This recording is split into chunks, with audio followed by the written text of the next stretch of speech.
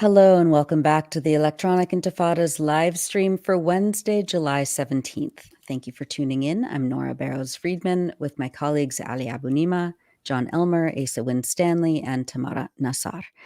It's day 285 of Israel's genocide in Gaza. We're now streaming simultaneously on YouTube, Twitter, also known as X, Facebook, and Twitch. And Tamara has recorded a tutorial for turning on live captioning during this live stream, which you can find a link to in the description below. You can also watch the recording of this program on YouTube anytime after the live broadcast ends, and captions are added automatically, usually within a couple of hours. Coming up, we'll have a discussion with Abdaljawad Omar about the situation in the occupied West Bank and the resistance across Palestine. And Jon Elmer will cover the latest news and videos from the resistance in Gaza, including the battles in Shujaiya, Gaza City, and the ongoing defense of Rafah. But first, here's a summary of some of the latest developments in Gaza. And we'll also share some highlights of reportage from the Electronic Intifada's contributors there. Israel committed a series of massacres over the past week, repeatedly targeting the Al-Mawasi area, which was designated as a so-called safe zone in the south, as well as Nuseirat refugee camp in the central area. Israel bombed emergency shelters at United Nations-run schools in at least 5 separate attacks over the last week. Tamara al-Rifai, a spokesperson for the UN Agency for Palestine Refugees, said that, quote, "The last week has been one of the deadliest weeks in Gaza since the war started." On Saturday, Israel carried out a massacre in Al-Mawasi, killing at least 90 and wounding 300. In a separate attack, Israel bombed worshippers gathered for noon prayers outside the ruins of a mosque in Beach refugee camp, killing at least 20. Our senior editor, Maureen Claire Murphy, reports that Saturday's deadly attacks came as Israeli Prime Minister Benjamin Netanyahu appeared to be sabotaging what may be a final push to reach a deal with Hamas that would see an exchange of captives and lead the way for a permanent ceasefire in Gaza. Hamas condemned the quote, horrific massacre in densely populated Al-Mawasi, the open area where Israel ordered Palestinians to move after declaring 1/3 of Gaza a combat zone last week. This is from Maureen's report. Israel reportedly dropped 5 2,000-pound bombs in Al-Mawasi, resulting in one of the deadliest attacks, if not the deadliest, since nearly 300 people were killed in a raid in Nuseirat refugee camp on June 8th. The United Nations said that the strikes on Al-Mawasi on Saturday allegedly hit tents housing displaced people, a food kitchen, and a desalination plant where people had gathered to collect water, leading to tens of fatalities. Israeli military quadcopters reportedly targeted emergency rescue workers, killing at least 1 civil defense worker and injuring several others, the Human Rights Office added. A witness recounted to reporters that there was a fire belt, a series of heavy bombs dropped in the same place without warning on the tent encampment. When rescuers arrived, F-16 jets, quote, bombed the paramedics and civil defense team, he said. Israel attempted to justify the massacre in Al-Mawasi on Saturday by claiming that it had targeted Mohammed Deif, the elusive head of the Qassam brigades, the armed wing of Hamas, and the commander of Qassam's Khan Yunis brigade. Reporting from Al-Mawasi this week, our contributor Razan Abu Salem writes that, quote, "The claim that Al-Mawasi would be safe turned out to be a brazen lie. Israel attacked us with the American-made warplanes in its arsenal. There was no warning. An area full of tents was transformed into a mass grave," she writes. For much more on the July 13th massacre in Al-Mawasi, read Razan Abu Salem's feature, Slaughter in a Safe Zone, and Maureen Claire Murphy's news report, Israel kills at least 90 Palestinians in Gaza's safe zone, on electronicintifada.net. The Gaza government media office stated that at least 320 dead or wounded Palestinians had been brought to hospitals across Gaza in just 48 hours between Saturday and Monday. Healthcare officials stated that many of the dead and injured arrived with third-degree burns caused by internationally banned weapons like thermal bombs. The government media office said that these kinds of weapons are particularly lethal adding that it holds Washington fully responsible for arming Israel and causing the multiple massacres committed by Israeli forces in the Gaza Strip. A volunteer with the Rebuild Gaza initiative recorded this video of the aftermath of Monday's massacre in Al-Mawasi. Hi guys, I'm actually in Al-Mawasi where the incident took place yesterday. I know the world thinks they've been told the number of casualties being about 70 odd. It's far away from the reality. People are still digging under the ground. The tents are literally under the ground. They're digging as we're seeing, just to try and find their belongings, food, anything that they can survive on.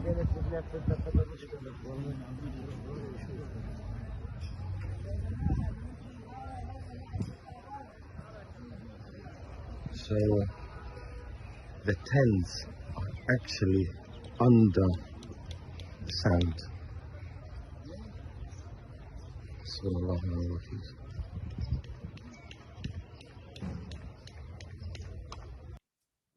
That was from Rebuild Gaza. On Tuesday, Israeli forces again bombed displaced people sheltering in Al-Mawasi. The Palestinian Health Ministry in Gaza said that at least 17 people were killed and more than 24 were wounded. And Israel bombed the United Nations-run Razi Middle School, which has been turned into a shelter for displaced people, killing at least 23. Al Jazeera reporter Hani Mahmoud said that the Israeli attack on the school in the heart of the camp happened during rush hour when the streets around the overcrowded school were full of people.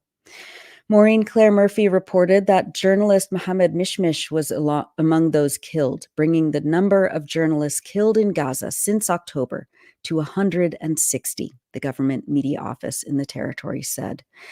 Following Saturday's massacre in Al-Mawasi, Maureen reports 3 prominent human rights organizations, Al-Mizan, Al-Haq, and the Palestinian Center for Human Rights, said that the attack is, quote, part of a pattern of conduct in which Israel is destroying Palestinian life in Gaza. The attacks on the shelter is characteristic of the maximum pressure being exerted on civilians in Gaza as a key tactic of Israel's offensive since October 7th. For much more on the attacks over the last several days, including analysis on the international legal front and on Israel's failing military strategies, read Maureen Claire Murphy's report, Israel Massacres Civilians to Maximize Pressure on Hamas, on electronicintifada.net. Israel retreated from the Shujaiya neighborhood in eastern Gaza City this week after a 2-week-long raid, but continued to attack Palestinians with airstrikes. Journalist Ibrahim Al-Khalil reported from Gaza City's Shujaiya neighborhood on Monday after the Israeli military left it in ruins. I am here standing in the heart of a Shujaiya neighborhood. I'm trying to shed light as much as possible on the unimaginable destruction left behind by the last military operation conducted inside Al-Shujaiya neighborhood, like the massive destruction you see around you. This used to be a marketplace called the vegetable market inside the Shujaiya neighborhood. And as you can see, families are trying to just return to the neighborhood, trying to retrieve whatever they can retrieve and trying to set up tents to live in the neighborhood. And that was Ibrahim Al-Khalil reporting from Gaza City on Monday. A spokesperson for the Civil Defense Corps in Gaza said that the bodies of more than 60 people had been recovered in Shujaiya and that many more were missing under the rubble of destroyed homes. Also in Gaza City, Israel completely flattened the headquarters of UNRWA, the United Nations Agency for Palestine Refugees. More than 190 of the agency's facilities, including schools where people have sought shelter, have been bombed across Gaza since October. The United Nations estimated this week that it could take 15 years to clear the 40 million tons of rubble across Gaza. The municipality of Deir Balah reported earlier this week that the city has run out of clean water. 19 wells and 2 water tanks that serve more than 700,000 internally displaced people are unavailable because Israel won't let fuel into Gaza, the 𝐄𝐿IA project stated on Monday. The World Health Organization said this week that the concurrent lack of access to clean water, adequate food, sanitation, and basic health services is trapping people in a vicious cycle. Our contributor Fida Al-Qadra reported on the efforts undertaken by Rafah, a young woman in Khan Yunis, to procure safe drinking water for her family, a task that has fallen on her shoulders after her 2 brothers were severely injured in an Israeli attack. Fida reports, quote, "Early each morning, she goes to a desalination plant in Khan Yunis, a southern Gaza city on which Israel has inflicted massive destruction. You can see the long line from afar. There are hundreds of people of all ages. Most of them carry yellow or blue 40-liter jerry cans. Many have come from shelters several kilometers away. They use shopping carts, wheelchairs, and even baby strollers to transport their containers. Rafah puts the water containers on her mother's wheelchair and then pushes it through streets that are in deplorable conditions. When her family runs out of safe drinking water, they have to consume polluted water. Rafah's nephew has contracted hepatitis A as a result." Ahmed Al-Qudra, a pediatrician at Nasser Medical Complex, told Fida that, quote, "A lack of clean water can lead to many water quality related diseases such as diarrhea and skin diseases. But simply not having enough water can also lead to dehydration. The effects are worse for children who have weaker immune systems than adults and are more susceptible to dehydration, diarrhea, malnutrition, and various diseases, all of which can worsen and pose a threat to their survival." For more, read Fida Al-Qadra's report, "A Long Wait for Water," on electronicintifada.net. Meanwhile, health experts say that miscarriages in Gaza have skyrocketed 300% since before October 7th, and women are 3 times more likely to die in childbirth. Israel's ruthless and deliberate targeting of hospitals and health clinics over the last 9 months is compounded with a lack of critical supplies and medications necessary to ensure safe deliveries. But this is just part of the crisis. Severe malnourishment, dehydration, exhaustion, and psychological stress experienced by pregnant women lead to miscarriages, stillbirths, or low birth weights and developmental delays in newborns. The charity Save the Children noted that approximately 50,000 babies have been born in Gaza since Israel's attacks began, with many women giving birth in traumatic, unhygienic, and undignified conditions without access to basic services. The organization reported this week that some women in Gaza are self-inducing labor to avoid giving birth on the move. Women, they say, are dying in scores from otherwise preventable pregnancy complications, the aid organization CARE stated. Dr. Ruba Al-Madhoun, an obstetrician in Gaza, describes the opposing feelings of joy and grief experienced by many mothers of babies delivered during the genocide.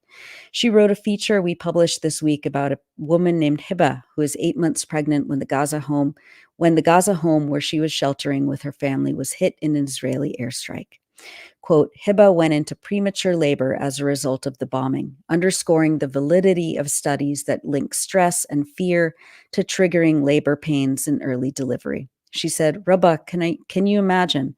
I gave birth without even seeing my baby or knowing what was happening around me.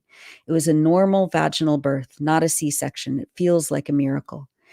Hiba gave birth under the worst conditions. Burns around her eyes had left her unable to open them or see for several days. She gave birth on the day her husband was martyred. Neither he nor any other family member was by her side. For more, read Dr. Ruba Al-Madhoun's feature, "Joy Struggles with Grief as Birth Mingles with Death," on electronicintifada.net. And finally, we wanted to bring you some images and videos from journalists and others in Gaza who are not just relentlessly documenting the unspeakable atrocities, but also making sure to highlight the resilience, joy, and determination of the Palestinian people. The American Friends Service Committee's team in Gaza organized gatherings for young football fans anticipating the Spain-England match at the Euro final over the weekend.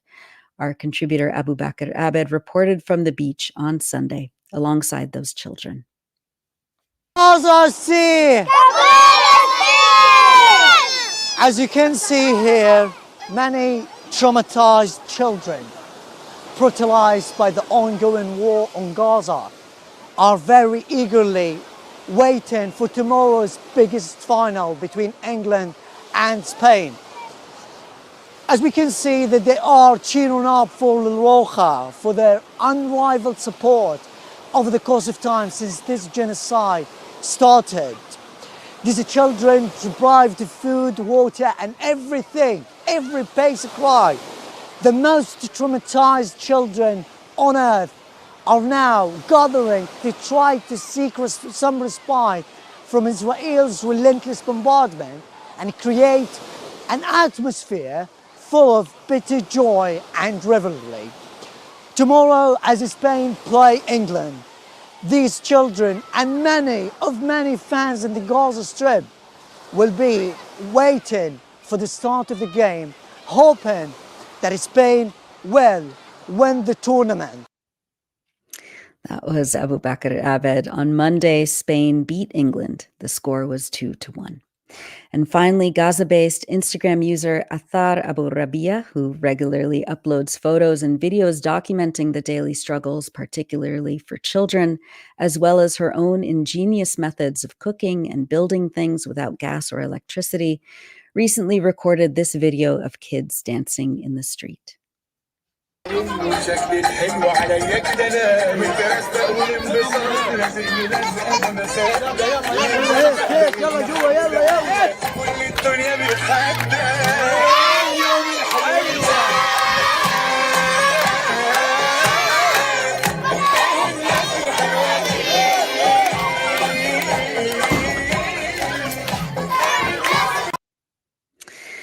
And that's it for the news roundup. As always, go to electronicintifada.net for much more, especially to read our new features by our phenomenal writers in Gaza.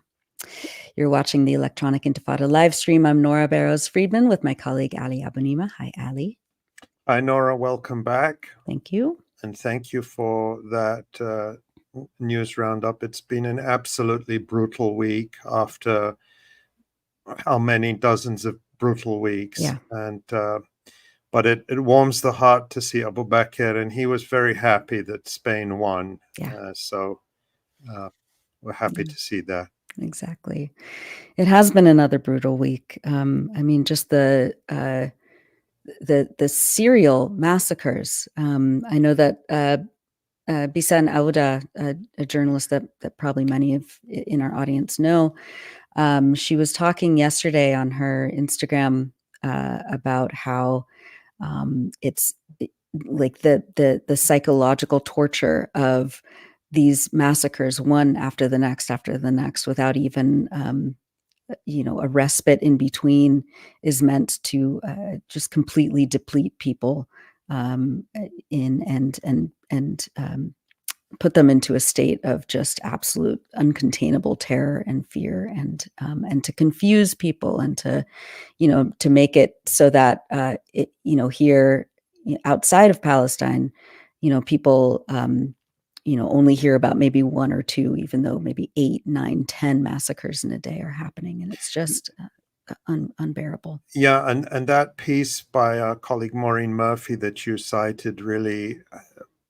It was published late last night, and it just goes through some of the massacre. I mean, it's unbelievable. And the thing that really, I said this last week, that keeps me up at night is how attention is drifting away.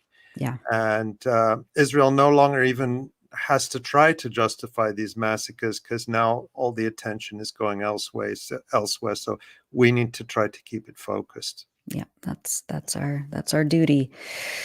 Well, we're now going to shift to talking about the occupied West Bank in the context of what's happening in Gaza, of course. As the Israeli military continues its systematic genocide inside Gaza, the Israeli political leadership and its settler foot soldiers are escalating their policies of land theft and destruction of Palestinian homes, while the occupation army intensifies its raids and mass arrest campaigns across the West Bank.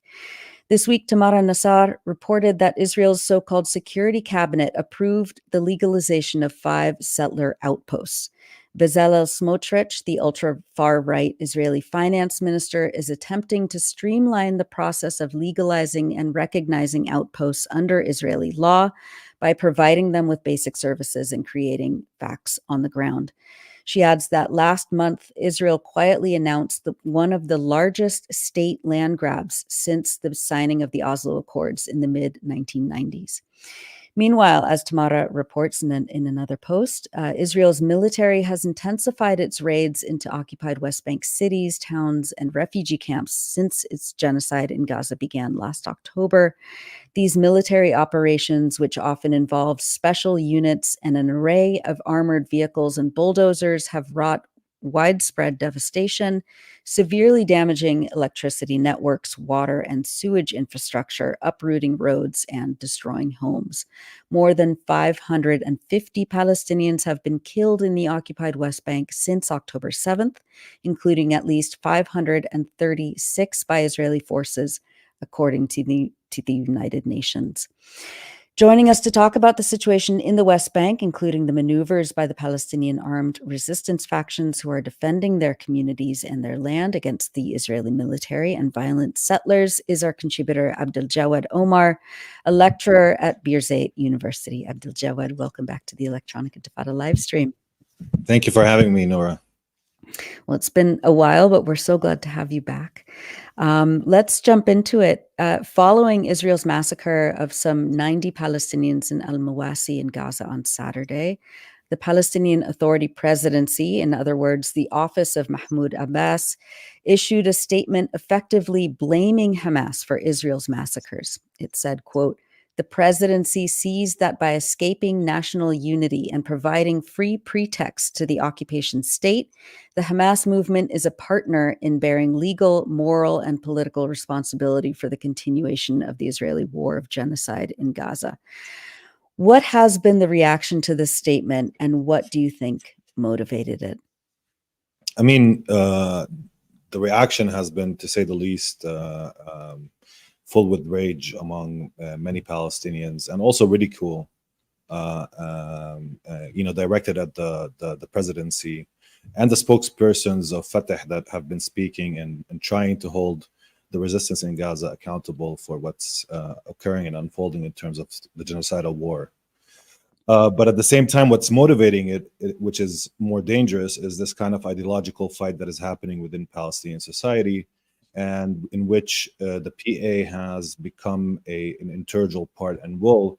It's trying to echo Israeli psychological warfare, talking points by attempting to kind of delink the Palestinian society overall from its resistance, and serving this through the severance, serving Israeli war aims, which is to defeat the resistance and render Gaza unlivable, and ensure that Israel comes out on top in this war, and failing, of course, at the same time to actually meet the challenge, the national challenge that has been opened in October 7th, which would have demanded from the PA to actually participate and attempt, at least to the best of its capacity, to not allow Gaza to go through this war alone. So what's motivating this is this alliance between this PA elite and Comprador class that is betraying the nation in the name of the nation, and at the same time,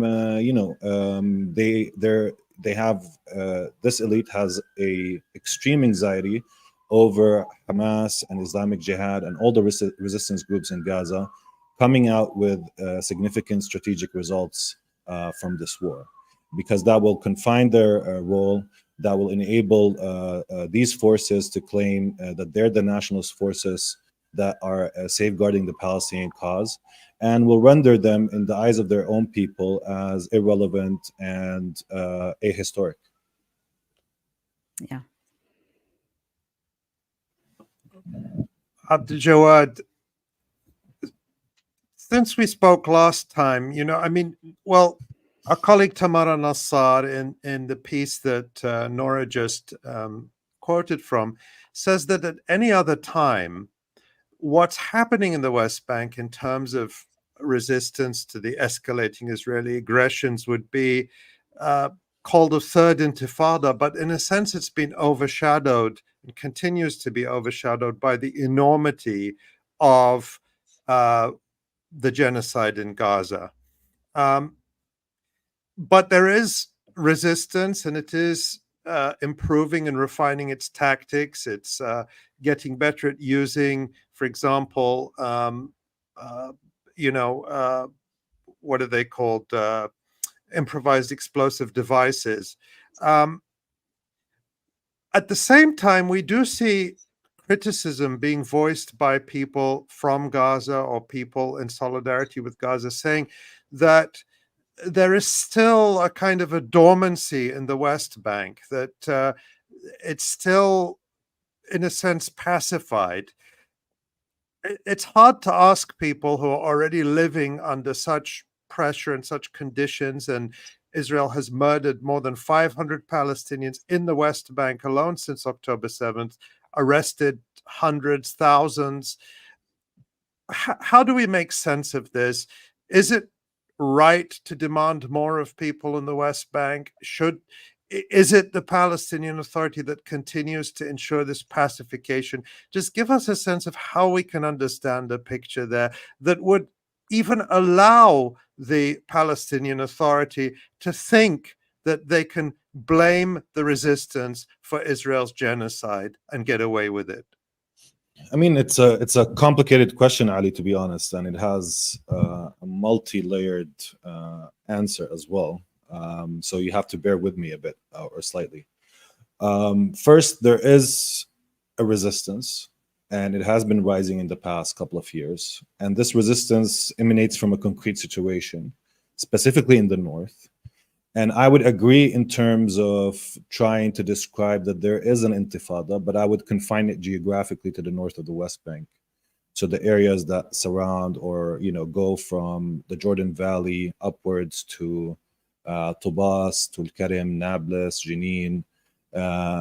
These are the areas that have an active militant formations that are engaging in the buildup of IEDs, the capacity to resist, in refining tactics, as you already mentioned, and in attempting to the extent possible to make it hard for the Israelis to enter freely into these areas and to conduct offensive operation that disrupt, the expansion of the settlements in these areas. And to some degree, the resistance after 9 months also of an intensive counterinsurgency committed by the Israelis has been able to survive these attacks, and not only survive these attacks, but also the Israelis have not been able to really shock that resistance into a place where it's defeated or raises the white flag. And on the contrary, that the resistance has been able to actually develop, evolve, and ensure that its defensive posture or offensive posture has become more deadly for the Israeli forces entering the area. So there's this one side of the equation that is important to note. It is geographically confined. It has its reasons historically, whether it's socioeconomic reality of areas like Jenin, 𝐓𝐿-𝐞𝐿, Nablus, where also the PA's, let's say, ideological hegemony is not its most powerful in these areas. There's a reason why these areas became a hotbed of resistance, unlike other parts of the West Bank, whether it's Hebron or Bethlehem or Ramallah, for that matter. Having said so, there has been criticism launched from Gaza saying, where's the West Bank from the unfolding genocidal war? And of course, this is, a natural question to be raised by people in Gaza who are, asking, this is a national issue. Gaza shouldn't be fighting alone. And why are the West Bank still quiet? The reason for it, in a nutshell, is because the real organized force on the ground is the Palestinian Authority, backed by its social base and its clientist networks, that has ensured that it, first of all, did not take the decision to participate or open a third front in this war, the second front being Lebanon, the first front being Gaza. And not only that, it has cracked down on any attempt for Palestinians to organize, conduct protest, Even people meeting face to face would be reported on, and then the Israeli carceral system, this policy of mass confinement that also Nora mentioned, the arrest of more than 10,000 people, are the most active ingredients and participants, or possibly potentially people who would be the ones that would move the population of the West Bank towards a more confrontational, defiant posture. So that's been the reality. You have a crackdown, a double down from both the PA and Israel. And in the meanwhile, the past 2 decades, you didn't have the accumulation of power in these areas like Hebron or Ramallah or other areas. Now, this comes also within, a larger context of people being in debt, a financial crisis, an economic crisis that is, hurting Palestinians in the West Bank broadly. Palestinians have been deprived from, Palestinian laborers in Israel have been deprived from their daily work. Palestinians in the bureaucracy of the PA, the employees of the PA, have not been paid their full due.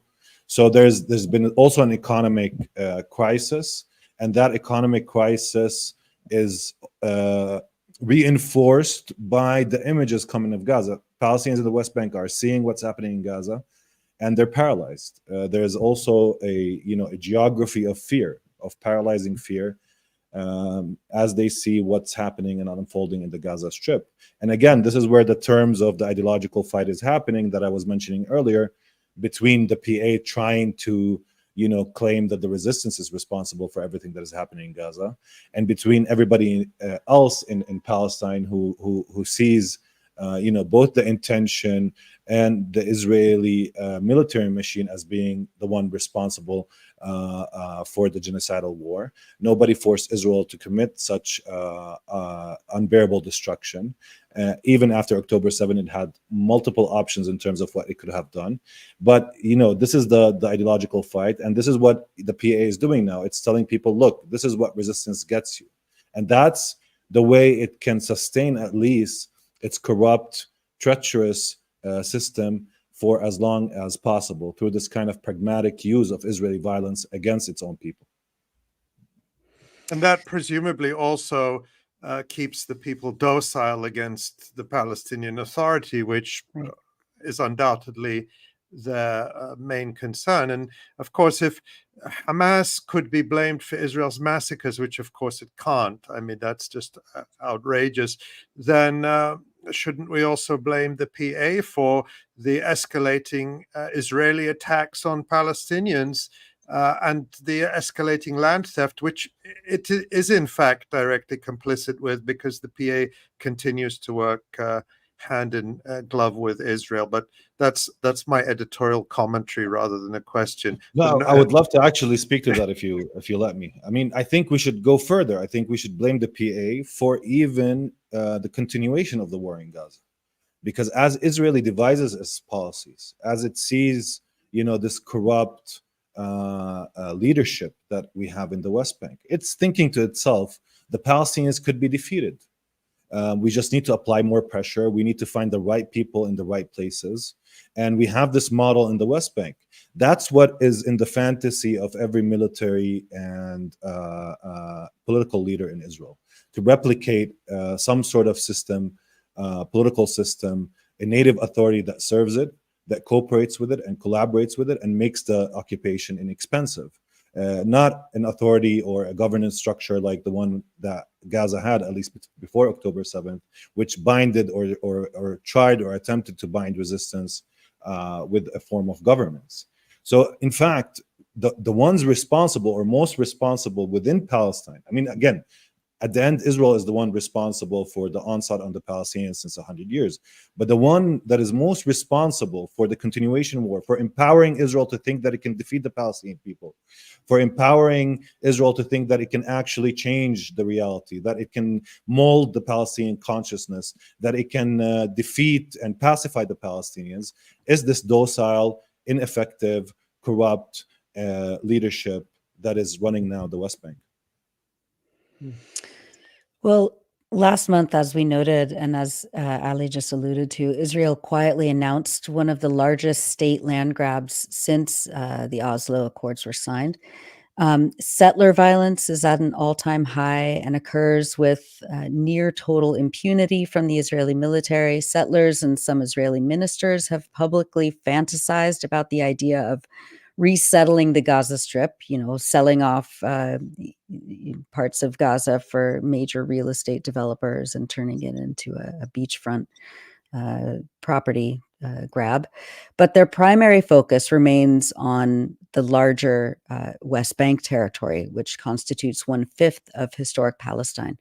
What is the state of Israel's encroachment and land theft in the West Bank right now, as you see it, and how is this happening under the nose? I mean, it's not like they've ever faced any sort of retribution or responsibility or punishment for stealing Palestinian land, of course, over the last 100 years. But what is the state of these land grab policies right now? I mean, look, this is a more since the rise of this kind of right-wing fascist current within Israeli society, embodied in people like Bezalel Smotrich, who's now the finance minister, and Itamar Ben-Gvir. They've been launching a war of position within the Israeli government, trying to actually control the bureaucracy that involves the management of the Palestinian population, land, resources in the West Bank. And they have been largely successful in positioning people who are sympathetic to their cause in these key positions within the West Bank, whether within the army level, whether it's within the bureaucracy, or even within the finance ministry, and all the bureaucratic legal work that you need to ensure a smooth expansion of illegal settlement buildup in the West Bank. And since October 7, this has just intensified in terms of Bezalel Smotrich and Ben-Gvir using their position within the government to embezzle out of the old Israeli bureaucracy more land, more finances for settlements, more resources, and we've seen this come across in terms of, first of all, this current defining its next frontier of settlements in areas B, which is the first time that Bezalel Smotrich claims that this is the area that they want to manage now, which area B, for people who don't know, is, in the Oslo agreements, the West Bank was divided to area A, B, and C. Area A is where the Palestinian Authority both controls civil and security issues. Area B is where Israel controls security issues, but the PA retains civil control and civil management of the population that exists in these areas. And Area C is where Israel controls both. And now also Bezalel Smotrich is defining the next frontier of settlements, the next frontier of ethnically cleansing the populations that actually exist in areas B or in Area B itself. So that's what's been unfolding in terms of this kind of inner war within the Israeli system itself. The repercussions are severe in terms of, the West Bank being choked by more settlements, by driving more settlers inwards into the West Bank, and creating the conditions slowly but assuredly for the ethnic cleansing of the Palestinians. Having said that, I think what is also important to note for most people is that Bezalel Smotrich has been engaged in a financial war against the Palestinian system and against even the Palestinian Authority itself. And a lot of it is being read as, a form of collective punishment. This is just meant to punish Palestinians in the West Bank, to ensure that they understand that October 7 will also wreck their own lives and economic well-being. And there's these analyses and readings. However, it's actually more than that. The real threat is that, by destroying the financial system in the West Bank, you're creating the conditions for a transference of the population that does not need violence, but only needs an economic crisis to unfold, where the middle classes and upper middle classes would leave Palestine, where you would have increasing tension between social classes within the West Bank itself, increasing crime, increasing the tensions internally, whether it would be directed at the occupation or not, would still be an issue that is not necessarily taken inevitable, meaning that we shouldn't necessarily read that this kind of economic crisis could just induce an intifada. It could also mean it induces more of an internal strife, an internal civil war within the West Bank itself between Palestinians themselves, therefore creating the conditions for chaos. And that conditions of chaos could also propel a mass immigration movement from the West Bank to outside of the West Bank. So these are the tools that Bezalel Smotrich has been using. He did not go on his threat in every domain. In the economic part, he compromised to get more land grab and more settlements and more legitimation of settlements. But what the horizon is telling us about what's happening in the West Bank is that this right-wing fascist current is coming for a total domination of the West Bank, annexation of the West Bank, and depopulation of the West Bank. Abdaljawad, you mentioned Bezalel Smotrich, the Israeli finance minister, who is, of course, one of the leaders in the West Bank settler movement, and is using his position as finance minister to create de facto Israeli integration of the West Bank into Israel. That's been an ongoing process, but he's been trying to accelerate it. And also, he is not a fan. I mean, we've been talking about the Palestinian Authority as a collaborator force for Israel, which it is, of course. It would seem to be a paradox then that Bezalel Smotrich is also seeking to undermine the Palestinian Authority by limiting its revenue, by confiscating money from it, and vastly extending Israel's claimed authority over land in the West Bank. Now, one way to possibly understand this apparent contradiction is the split that you alluded to in Israeli society. The Palestinian Authority is definitely seen as an ally by Israel, but not by all of Israel, but by its traditional so-called security establishment, the army, the Shin Bet, secret police, and so on. Whereas the West Bank settlers and people like Smotrich see the PA as an obstacle to their project of total annexation.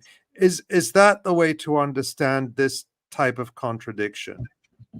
To some degree, yes. There is that kind of difference between, just recently, for instance, Yehuda Fuchs, I think his name, he was the commander of the Central Command of Israel, which includes the West Bank, resigned, and he claimed in his resignation that one of the issues that he couldn't resolve in his management of the West Bank is the issue of settler violence and settler encroachment, which he sees as problematic and could pave the ground for the next intifada to erupt in its full force and intensity. So there is this kind of vibrant, if you want, disagreement between the old security network within Israel and these disturbers, these usurpers of the current status quo of PA collaborating, getting economic flows from Europe and the United States, ensuring that the conflict can be managed without these breaks in intense violence. Giving Palestinians a semblance of life that is dependent, of course, and it's not dignified, or it's not a life that has any kind of dignity in it, but at least they can eat, drink, have some consumerist tendencies, go to a mall somewhere. That's been the arrangement for the past couple of years, and at least since the second intifada, that has been the status quo. For these settlers, the PA is something to be destroyed. First of all, they see it as corrupting the Israeli soul, because the Israelis are now dependent on the Palestinians, even if their dependency is on a form of collaboration that maintains this kind of asymmetry of power. And eventually, these settlers, they don't want any Palestinians to be within what they claim is the land of Israel, between the river and the sea, or even, as we saw Bezalel Smotrich himself having, Jordan's map within his designs for, an expansive state of Israel that includes the East Bank, not only the West Bank. So in many ways, you're correct. They eventually see the PA as an enemy, even if it's collaborating with Israel and sustaining the settler enterprise, enabling the settler enterprise, empowering that settler enterprise. And because they're caught in that contradiction between launching this war against the Palestinian Authority and needing it at the same time, Bezalel Smotrich is playing, a game that does not completely instigate a crisis, but at the same time ensures to the extent possible that he can get as much concessions as possible in terms of legalization of what is considered in Israel's own law illegal outposts, and more land grab, defining the frontiers for next settlements, and ensuring that this right-wing fascist, nationalist, religious current controls all the key positions within the military and civil bureaucracy that controls the West Bank and its population. But what it tells us, Ali, I think, is that the next step, the horizon, is annihilation in the West Bank as well. It's only a matter of time, because they're the ones that are offering a solution. And this is where I would perhaps say that it's not that the Shabak and the military leaders that are against that, but they see the status quo as something that is strategically viable for Israel for the meantime. But eventually also the Israeli security network, the old network, coming from the kibbutz and coming from the Israeli liberal left, they don't have a big problem with this form of depopulation and ethnic cleansing, because they practiced it in 1948, and they wouldn't really necessarily be against it in this current moment. They just don't want it to disrupt their strategic partnership with the Arab world. They don't want it to disrupt their strategic partnership with the United States and Europe. They have qualms about what that would mean in terms of isolating Israel more internationally.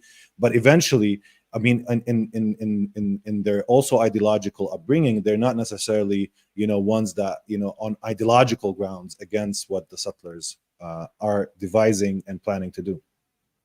So, if you can see this coming, and you are a brilliant analyst, and others have said it too, it's very clear what Israel's goals are for the West Bank.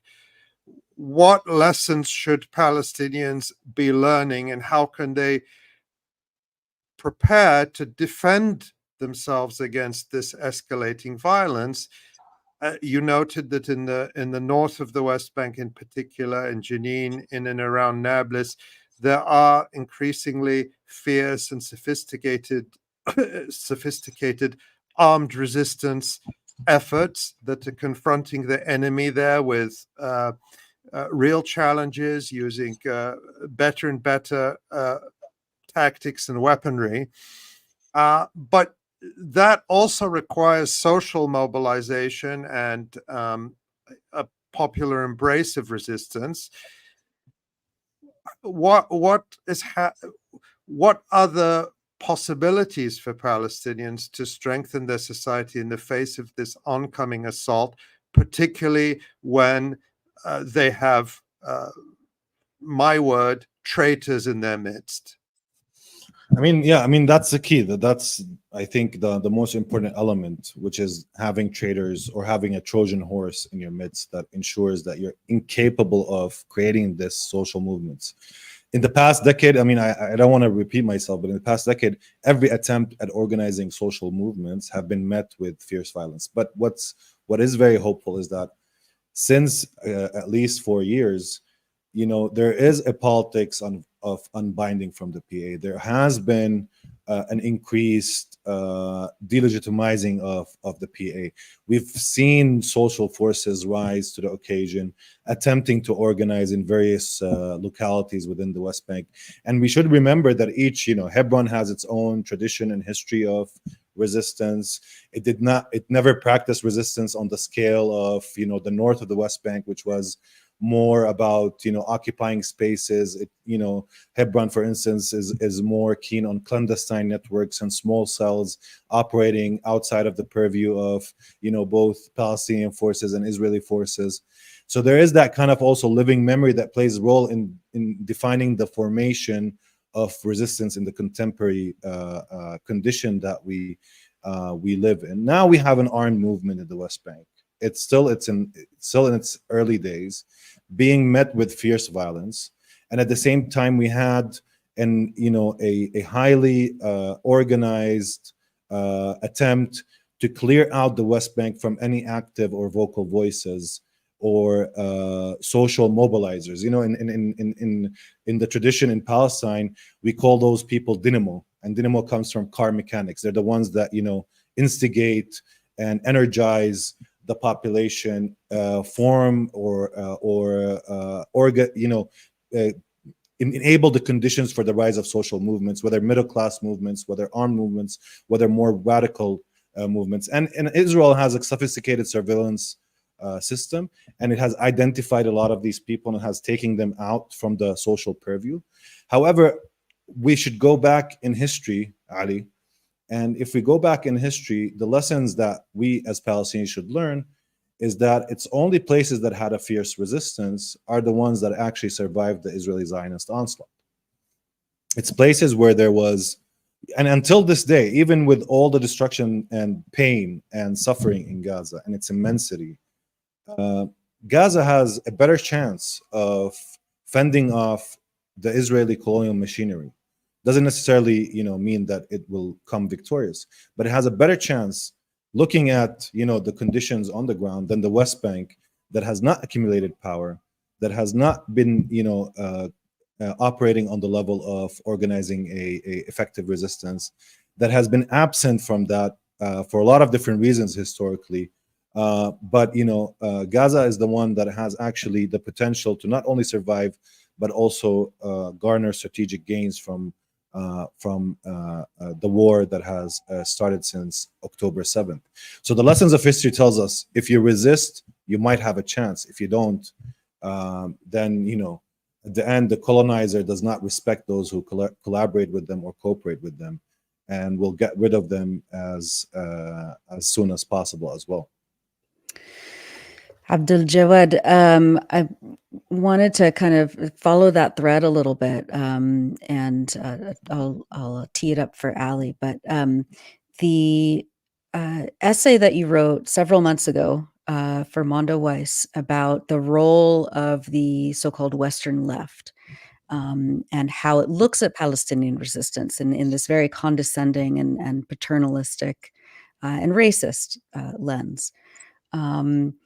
Is, and this notion that Palestinians are only like Westerners really show that their sympathies only go to Palestinians when they're victims, when they're when they're being bombed, and not when they're resisting. And this very it's a very important essay that I want our listeners and viewers to read, obviously. But yeah, Ali, if you had any specific questions about it. Yeah, it's a great essay, and we have it up on the screen now, and it's in Mondoweiss, published at the end of May. And this is a question that I've written about, Joseph Mashad has written about, others have written about, but you did such a brilliant job bringing so many strands of this question together in this essay, and it's particularly crucial at this moment. And you say at the end of it, this isn't a spoiler, but I think it's almost the thesis of the piece. You say the left must confront this basic fact: one cannot ground solidarity with Palestine on a politics that dismisses, overlooks, or excludes Hamas. This stance fails to grasp the complexities and contradictions inherent in the Palestinian struggle.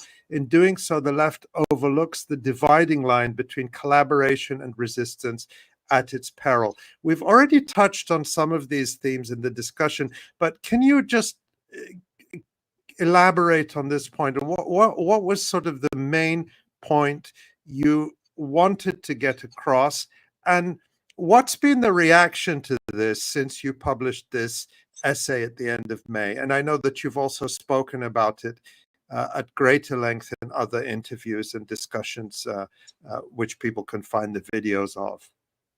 Well, I mean, I was trying to fend off a lot of the attacks that are being launched at Hamas, specifically for being a socially regressive force, trying to also give people a picture of the main dividing line in Palestinian politics. It's not a dividing line between secularism and Islamism. It's not a dividing line between, socially progressive, agenda or, Islamist agenda. The dividing line is between the politics of defiance and resistance, since we live in this kind of horizon of what we just described earlier, of annihilation and ethnic cleansing, and one that has taken a position for a lot of reasons historically to bet on survival through collaboration and cooperation and accommodation with Israel. And that if we want to be serious about solidarity with the Palestinians and solidarity with their cause, we cannot exclude the forces that are the more energetic, the ones that are actually placing their neck on the line, the ones that are actually designing tunnel networks and ensuring that Palestine lives in the 21st century, ensuring that the Palestinian cause has resonance across the world, ensuring that the solidarity and international solidarity movement is now reacting to what the Palestinian resistance was able to accomplish through the shock it induced in Israeli society on October 7th. So you have to at least take into account that these are the forces that are, leading the struggle. And what I mentioned historically is that Palestinians, while they were disunited in many instances, they generally defined the enemy as being the settler colonial regime. The Second Intifada is an example, and they engage in disunity on organizational terms, but they directed the struggle against Israel. So you had Fatah, you had Hamas, you had the PFLP, DFLP, all engaged in conducting operations and resistance actions against Israel. Now the dividing line is not there. You can stand in solidarity with Mahmoud Abbas, but that doesn't mean much. You can stand in solidarity with somebody that is ensuring that his own people are heading towards ruins, and another Nakba, and without even a battle to be proud of, even if we lose, the war overall. So this is the problem that I think people should grapple with. At the end, politics is about choices you make based on the forces on the ground. It's not about necessarily idealistic forces. And I think the second point of the piece was, in resistance itself, there's something progressive. It empowers people. It empowers. It expands the imagination of people. It provides exhilarating moments. It has an effective and it has an affective structure to it that also goes beyond those who practice it or their ideologies. So if Hamas is doing much of the resistance at this current moment in Palestinian history, first of all, that doesn't mean that secular leftist forces have not been engaged and still are engaged, as we have seen unfold in Gaza. But more importantly, that in resistance itself, there is a progressive element that we should not overlook or exclude. And having a Islamist political party, or an Islamic revivalist party, leading now the struggle does not mean that we should shy or shun away from engaging with this political formation and ensuring that it gets all the support it needs to sustain itself on the ground and to sustain the struggle moving forward in the future. That's very well put. And I'll just say, as I'm listening to you, I'm reflecting that the Islamic or Islamist nature of or identity, let's say, of the resistance rather than nature, is not a problem for Palestinians. I mean, that it's not controversial for Palestinians in general. I mean, yes, there are, as you said, there's a few, and there's always people who dissent, but the vast majority of Palestinians see strength in that. They see faith as giving people really an anchor to survive so much utter horror, and their faith becomes even more important at a time like this. It's a problem for the Western left, but in that context, I want to say that the Islamic identity of a movement was never a problem for the Western Empire, for the American Empire, when it served them. So, for example, they didn't mind. Going back to the 1950s, the United States actually fostered and promoted reactionary Islamist movements as tools of its empire. And one of the most grotesque expressions of that was the US support for the Afghan so-called mujahideen in the 1980s against the Soviet Union, forces which later gave birth to Al-Qaeda and some of the more extreme expressions of that. And we saw that in Syria, the United States and Israel were happy to finance and arm and support and whitewash very extreme groups, up to and including ISIS, when it served their agenda. So I'm making that point to say that this is often really a distraction, and it's really up to Palestinians to define the identity and the nature of their resistance, and for Palestinians internally to do their politics, and it's really not a question for others to define. But in the context of Western solidarity, it's you did such an important and good job of sort of sweeping away some of those red herrings in the way of solidarity. Thanks, Ali. No, I mean, I think I agree with you. And I think that there is a level to this discussion. I mean, nobody's at the end, telling the left in the global north, come and fight here in Palestine. At the end, the coalition, that is operating the Palestine Solidarity Movement, the Palestinians have asked, to ensure that they pressure their own governments to end the impunity of Israel, to ensure that there's sanctions, divestment. That's what, people across the world can do for the Palestinians, to ensure that Israel and its leaders are held accountable for all the crimes that are being committed in Palestine more broadly.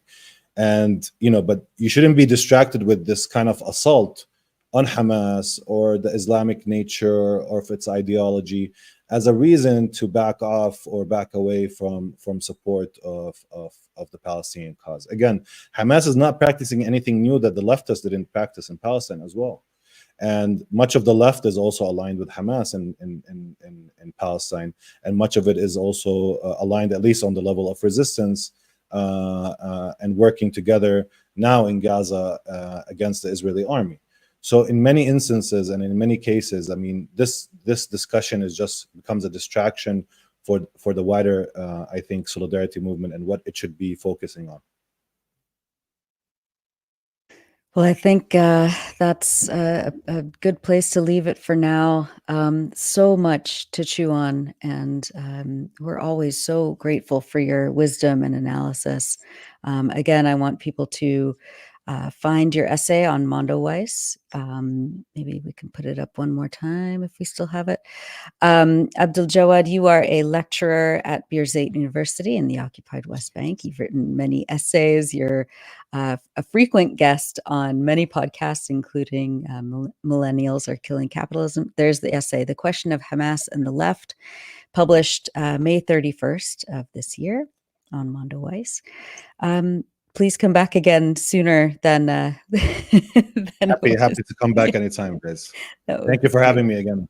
Thank you so much. Thank you so much.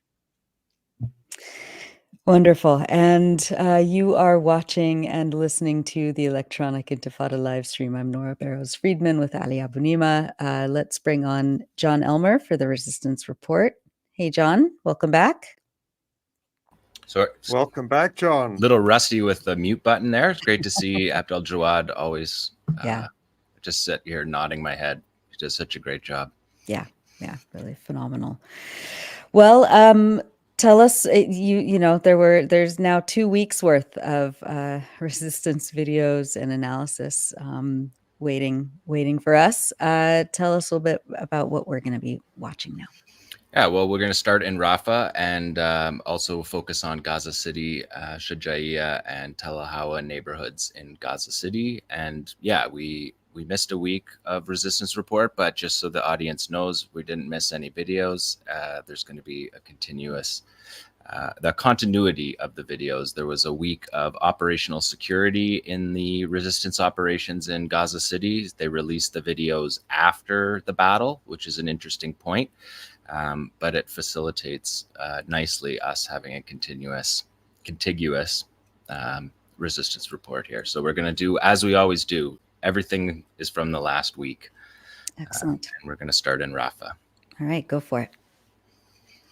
Yeah, so we're going to start in Rafah again, 2+ months now of the Rafah invasion that the American administration has said hasn't started yet, and the Israeli administration said was going to be a couple of weeks. Now, past the 2-month mark, let's just pull up the maps here and give people a sense of what we're talking about, the areas that we're going to talk about here. We've got this full Gaza map to give you a sense. We're going to focus later in the show up on the north there, but in the south here, let's zoom in on Rafah and the Philadelphia corridor in particular here that we have added to the map because the Israelis appear to be intending to hold this line along the Egyptian border. I discussed it a couple of shows back in depth, but the Philadelphia corridor along the Egyptian border, the Israeli sort of fantasy has always been to have this border be a 400-meter plus buffer zone. They believe that that will impact the tunnel trade that goes to Egypt, which, as we know from the tunnels everywhere else in Gaza, is not true. It doesn't matter the depth and it doesn't matter the distance from the border. The tunnel operations continue regardless of what the Israelis believe setting up this buffer zone is. But if we look at these next pictures, we can see what it looks like to create the Philadelphia corridor buffer zone. If we look at the satellite imagery, just a quick before and after, you could see the Egyptian border there on the left, and you could see the main street. Everything south of Abu Bakr al-Siddiq Street is just erased. And you could just see it there. And that's what's happened all along this 15-kilometer stretch along the border.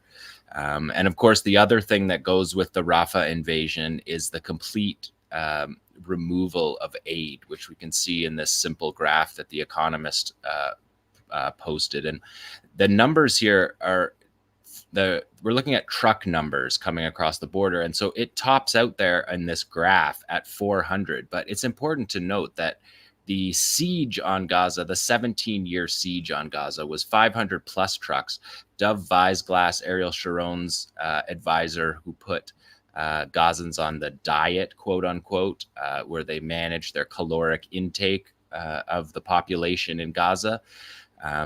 Those numbers during the diet were over 500. So what we're looking at here is never since October has there been even the siege level of aid into Gaza. And now you can just see it drop off a cliff there. And a lot of the massacres that Nora was talking about in her excellent introduction are a product of this. The Israelis pushed the population out of Rafah, where everyone in Gaza, 80% of the population had moved.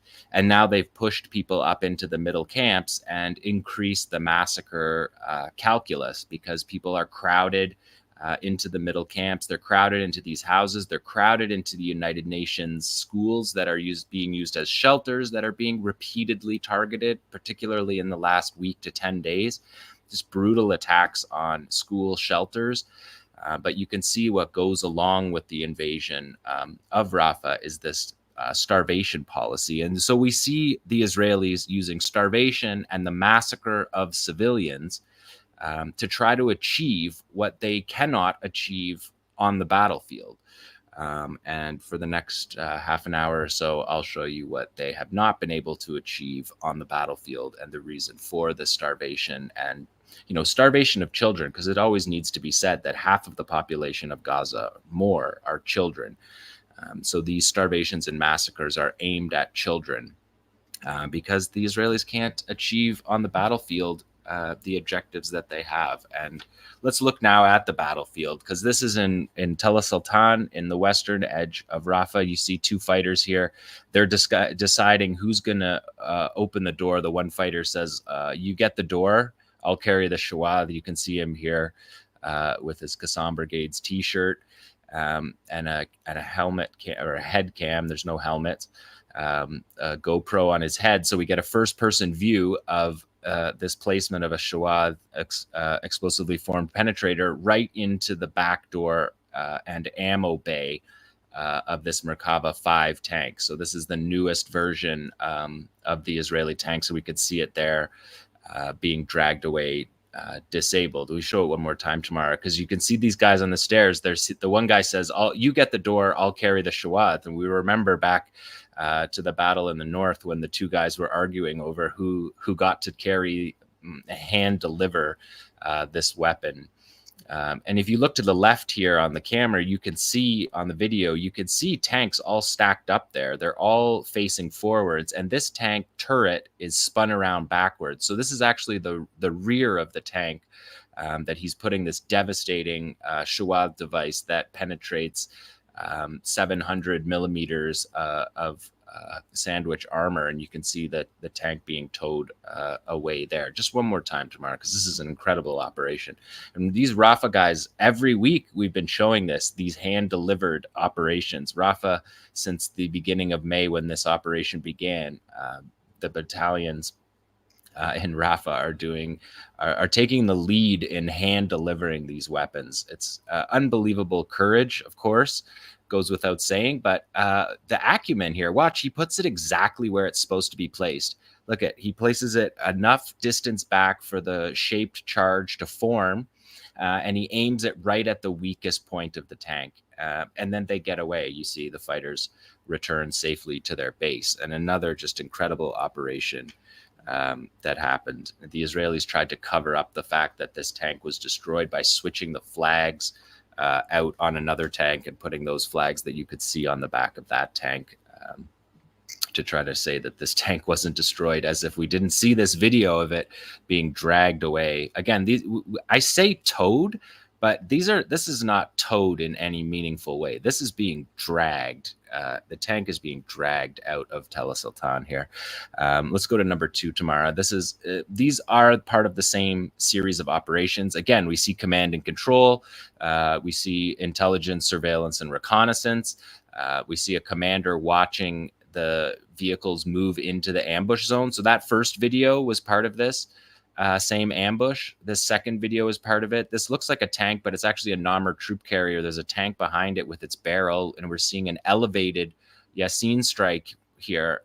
And lots of times we don't see this because the fighters have the helmet cam, the body cam, and they're escaping to return to their base safely. But this cameraman is on the same floor, and he sticks around for this and just shows the incredible destruction of an elevated strike. There's another cameraman, and they're watching it burn now hours later. This tank is this armored personnel carrier that can have a population of 12 inside it between infantry and crew, getting destroyed. And here you see again, command and control. They're watching here. This is you can see on the bottom corner here, this is from July 7th. And it's 2:30 in the morning. And then this is the next day, watching them move in using a commander on a closed line, an elevated Yasin strike. You can see the cameraman is on the same floor as the shooter because you see him get blasted there by the back blast on the RPG.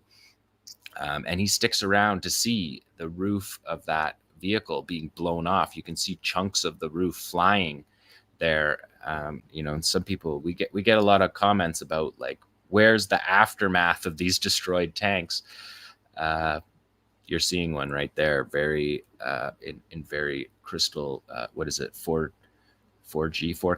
Is it 4K? Yeah, in high resolution. Let's go to number 3. So I reorganized these. So this number 3 here shows you the beginning of the operation. So we're seeing tactical deployment of drones. Again, 2.5 months into this operation. Again, eyes all over. Qassam has eyes all over this movement along the Philadelphia corridor. That's the Philadelphia corridor fence that you're seeing there. The Israelis are feeling pretty confident in this corridor, driving in open-top Jeeps. We'll keep our eyes on that going forward. Doesn't seem to me a very good idea long-term for them. And you see here Qassam using a drone to identify a command post for the Israeli military right along the edge of the Philadelphia corridor on the southwest edge. And here you see the commanders planning the ambush. They're integrating a ground map with drone footage, and they're placing their fighters based on, see, they have a map there, a ground-based map, and then they have the drone footage they're overlaying. And now the fighters are heading out into the street to carry out this ambush. And the 2 videos that I just showed you were part of this ambush. I showed those first, but you can see here, these are the vehicles moving in. And here we see a Yasin strike, way too close for any kind of active protection system to intercept that. Escaping down the alleys, something we've seen, of course, all over Palestine. Here we see another elevated Yasin strike. Elevated strikes are advantageous for the shooters because of the way the armor of the tank works.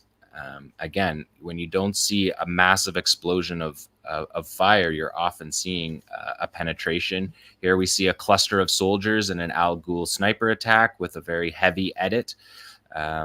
Because we can't show what happened after that. Here we see fighters moving, again, through their helmet cams. They're not helmet cams, they're head cams, body cams, moving through the streets. So we get a first-person view. And here we have soldiers in a window coming up on 10 months, brushing their teeth in the window to get a good view. And they're going to pay the price for that with what we see here is a twin operation. We're seeing a thermobaric single-charge thermobaric warhead and an F-7 North Korean fragmentation warhead. That warhead explodes into fragments covering a wide distance. So the soldiers in a window brushing their teeth, giving away their position, and then are hit 1-2 by a thermobaric charge and then by a fragmentation charge that comes in after the thermobaric charge when there's when the Israelis are milling about. After the thermobaric charge, then the F-7 comes in after and hits. So we're seeing complex operations. We're seeing command and control. We're seeing drones being used for surveillance. We're seeing the fighters here on the ground able to move through the rubble. The rubble is just disgusting here. I don't know how else to say it. After 9 months, when you look at the destruction, this is just military vandalism. We've been saying it since November. Because the military vandalism started in October before the ground war even began. And what we're watching there is the evacuation of the, let's watch it one more time because the detail in this is remarkable. Tactical deployment of drones. This is not captured drones. This is Hamas. This is Qassam fielding their own drones and monitoring these vehicles, monitoring these tanks, armored vehicles, bulldozers. There's the open-top Jeep. The only other time we saw open-top Jeeps was on the border at Beit Hanun, and he got hit by an anti-tank guided missile. It didn't turn out well for them in that instance. The resistance is able to identify the command post buildings, and then if you see here, that's the tank with the flags that we saw in the first video getting blown up, and so they're all over this. The resistance is not being degraded. Their commanders are not being, if they're being killed, they're being replaced by able leadership. And then the fighters are doing what they've been doing. They have enough Yasins. We're still seeing Yasin 105s being used against tanks. We'll see later on the Tandem 85s being used against bulldozers. They're constantly picking the correct ammunition, the correct weapon system. For the moment, we don't see any signs of degrading where they're using just any weapon that they have their hands on. They're choosing the weapons, they're choosing the operations, And this is now, again, remember, Netanyahu said that it was just going to be a few weeks in Rafah, and now 2+ months. And they're still getting blasted in these scenes. Look at another gaggle of soldiers here, and an Al-Ghul sniper. And we've seen the Al-Ghul sniper operations. They don't miss. And they didn't miss that one either. We just edited that out to make these PG. Great shot of the fighters moving through the streets here, something that 𝐤𝐿 doesn't usually give us, these long shots. But you can see the fighters moving into position. Again, the Israelis covering themselves with the very subtle pink blanket to hide their position. And these two guys are ready with the exact weapon that you would use for this circumstance. So they're using appropriate weapons. Their intelligence, surveillance, and reconnaissance is still all over the Israeli movements. This is an Israeli command position. And Al-Aqsa News in Gaza said that this was one of the most complex and layered ambushes of the war. 𝐤𝐿 is saying the level of detail to get into position. They're getting into position via tunnel, but we also see them move through the alleys and the streets, and that's the medevac of the wounded and killed soldiers who do not appear in the Israeli casualty reports. So you see the fighters here returning to their base safely via the same route that they got there. They got to that command post. You can see the concealment smoke there from the vehicles to conceal the medevac or to signal. Sometimes that smoke is used to signal the helicopter where to land. So that's significant. And then just number 4, Tamara, is just a quick one here, because this is the commander of the 401st Armored Brigade here. He's just popping out of his tank in the same ambush in the same neighborhood. And again, a PG edit there, but he's hit by that 𝐤𝐿 shooter just using small arms and hitting them. And just to say that there was 5 clips from Rafah released past the EI deadline for this show. So we'll dig into those on the next show next week. So Rafah just still continually ferocious resistance, detailed resistance. You can see there with this map, Tel Sultan is the important area of where the fighting is. The Israeli military has a position along the waterfront there, where on the edge of Tel Sultan, that's where the ambush just took place.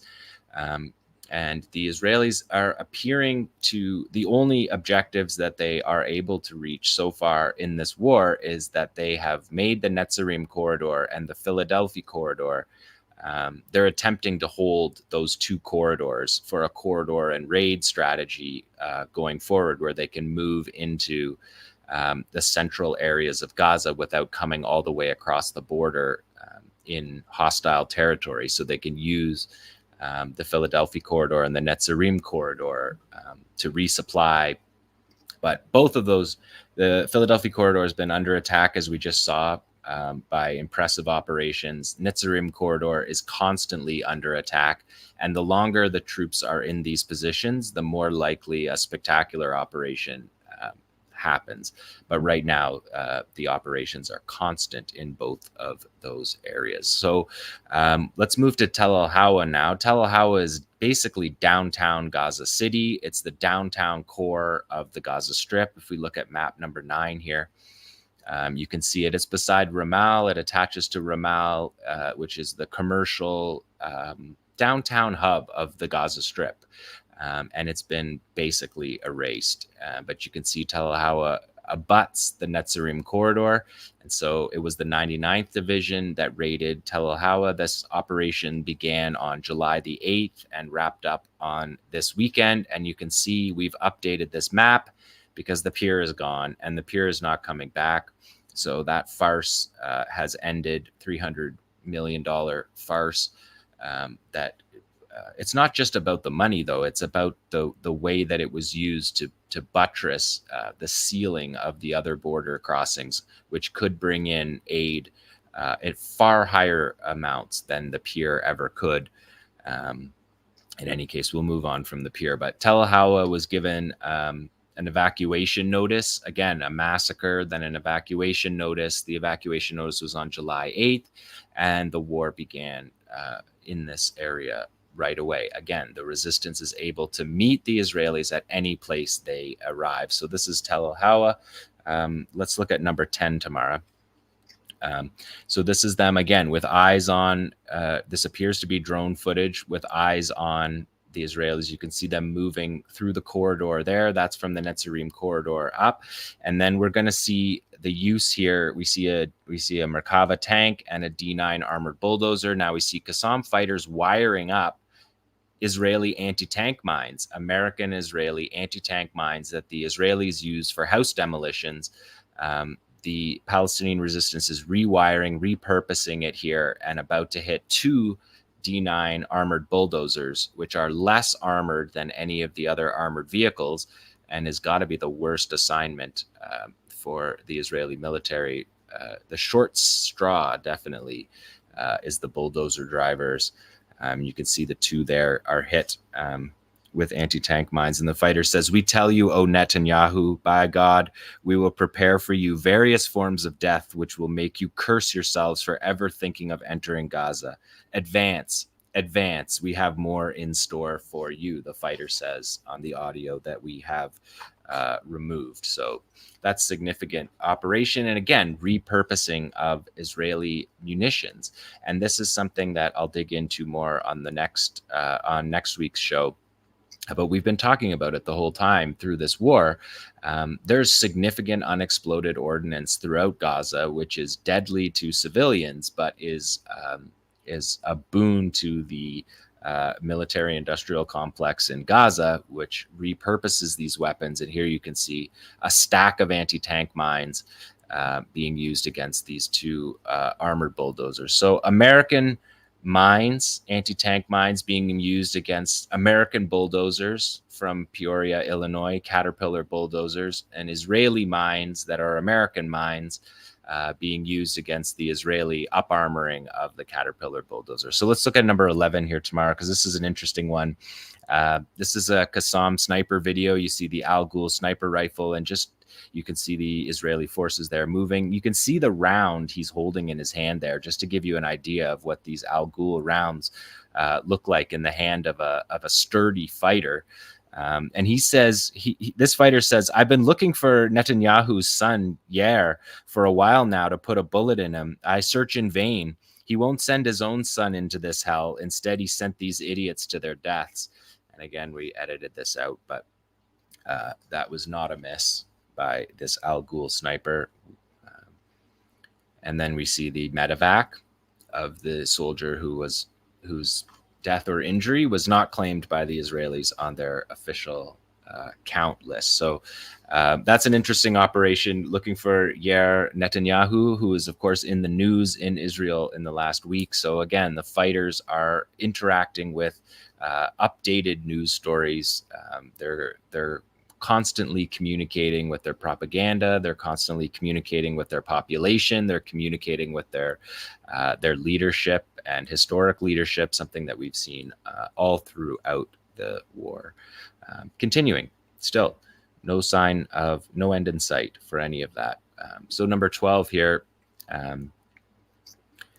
again, eyes all over the movement. There's a soldier carrying a Matador anti-tank weapon that they use. That's the weapon that the Israelis use against houses here. And this is a television strike, an IED, a Qassam-built IED that's placed there to hit that dismounted crew. And then again, soldier in a window exposing his position, and he's going to get hit here. You can see, again, commanders briefing their fighters, planning the objective, talking about what weapons to use, and again, deploying the 2 correct weapons for this situation. This is an F7 fragmentation warhead. Again, it has the distance to hit, and when it hits, it explodes in tiny shards. It's a devastating weapon. Again, you can see perfectly accurate. Again, no casualties from the Israelis. So I'll let the listeners and viewers decide what's going on with that, because we've been tracking it all throughout the war, and none of the numbers add up. So that's number 12. Number 13, again, another commander-controlled ambush here. Detailed ambush. That on the wall says the Qassam brigades are hell on invaders. You can see them wiring up here. The fighters are wiring up Qassam-built anti-personnel IEDs. So that's different than the Shawad that's used against the tank. These are anti-troop weapons. And you can see they're placed in two positions, one on the upper floor and then one on the lower floor, that predicts the exit route from the first blast. So the fighters are planning, the commanders are planning this operation. We're going to watch here the tank pull cover onto the street here, and the Qassam brigades are just watching it on TV. The commanders watching this whole operation on TV. They're communicating with closed lines. They're going to give you a 10 red triangles here to show you each of the troops that are moving across the street here, walking right into the blast. And then the second part of this operation is to predict where the reinforcements will go from this initial blast. So a blast on the upper floor that's aimed down, the television, they call it a television bomb. It's an anti-personnel bomb that would be aimed down and blast into straight ahead, rather than a circular blast. And you can see them there with the stretchers evacuating the wounded. But this operation is multi-pronged. It's a command and control operation, pre-planned ambush, preset ambush. And there it is. They predict exactly where the soldiers are going to run to. And so they run right into a Radia, which is also a Qassam-built weapon. And you can see them. Again, Qassam has eyes on multiple spots. So Tel al-Hawa didn't know there was going to be an invasion of Tel al-Hawa. And the second they move in, they get hit by these pre-planned operations, something that we saw in Shujaiya as well. Just really well-planned operation. And the selection, you can see that it predict exactly where the forces will flee to, which is something we've seen in many operations. And it's a key part of the way that Qassam plans these ambushes, is to predict the route of the exit route or the entrance route of the reinforcements, as we saw in the Beit Hanun ambush, or in the Khan Yunis Night of Power ambush, where they predicted 5 routes in that ambush and got all of them right. And all of those Israeli soldiers walked into ambushes as part of the original ambush. And so we're seeing that again in Tel al-Hawa. We're seeing that on the days that the operation begins. It doesn't take a 2-month operation before this is cooked up. They have this operation ready to go the moment they Israelis invade. And this is in an area that has been completely devastated. Ramal and Tel al-Hawa have just been erased. The downtown commercial core, the telecommunications, the aid, the international companies, the universities, all downtown, all wiped out completely by the Israelis throughout the course of this operations. And we will remember back in October 8th, 7th, 8th, 9th, they went right at Tel al-Hawa and Al Ramal, the main downtown commercial areas. That was the first place that they hit after the October 7th operation that dismantled the Gaza division. So that's Tel al-Hawa. Let's take a look here at that map again tomorrow. Let's throw up number 9 and just have a look. So that's Tel al-Hawa in the southwest there. And now we're going to go to the east to Shujaiya, home of our dear friend Rafah, and home of the bravest, named after the bravery. There's a long legacy in Shujaiya that predates even Israel by generations. Shujaiya is a hill that overlooks the Gaza Strip, and whoever historically controlled that hill controlled the routes that cross the Mediterranean, from Alexandria in Egypt up the coast, and through into Gaza City here. And so Shujaiya is an important area, and an area that the Israelis have never been able to defeat. And they came in again. We saw this operation begin 2 weeks ago with the Qassam fighters in the swings, talking about the history of Shujaiya, talking about their commanders, Ahmed Jabari, is from Shujaiya. He is a critical commander in what we've been seeing for the last 9 months, the professionalization of the force, the fact that they built a weapons industry that is resilient enough to be able to carry out operations for 10 months that we've seen. And so Shujaiya is right at the heart of that. Civil defense in Shujaiya said that 85% of the buildings in Shujaiya are uninhabitable. But let's look at these operations. Number 20. This is actually the one operation from 2 weeks ago.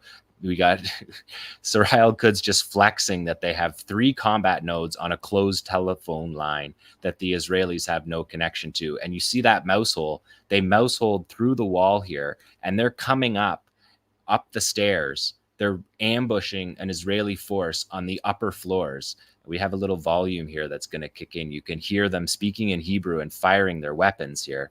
And 𝐄𝐤𝐿 has popped through the wall, probably from a tunnel, and then popped through the wall. There's no surveillance downstairs for these Israeli positions.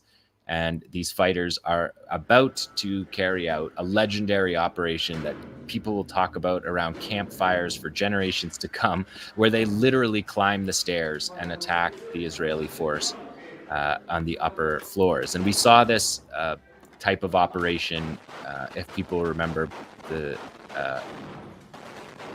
so they're just firing on them, firing on the Israeli force by raiding from downstairs. And we saw this from the other side, because remember back in Khan Yunis, the Israelis released footage of what it looked like when they got ambushed inside a room by 𝐄𝐤𝐿 fighters in Khan Yunis, who came up the stairs and shot them.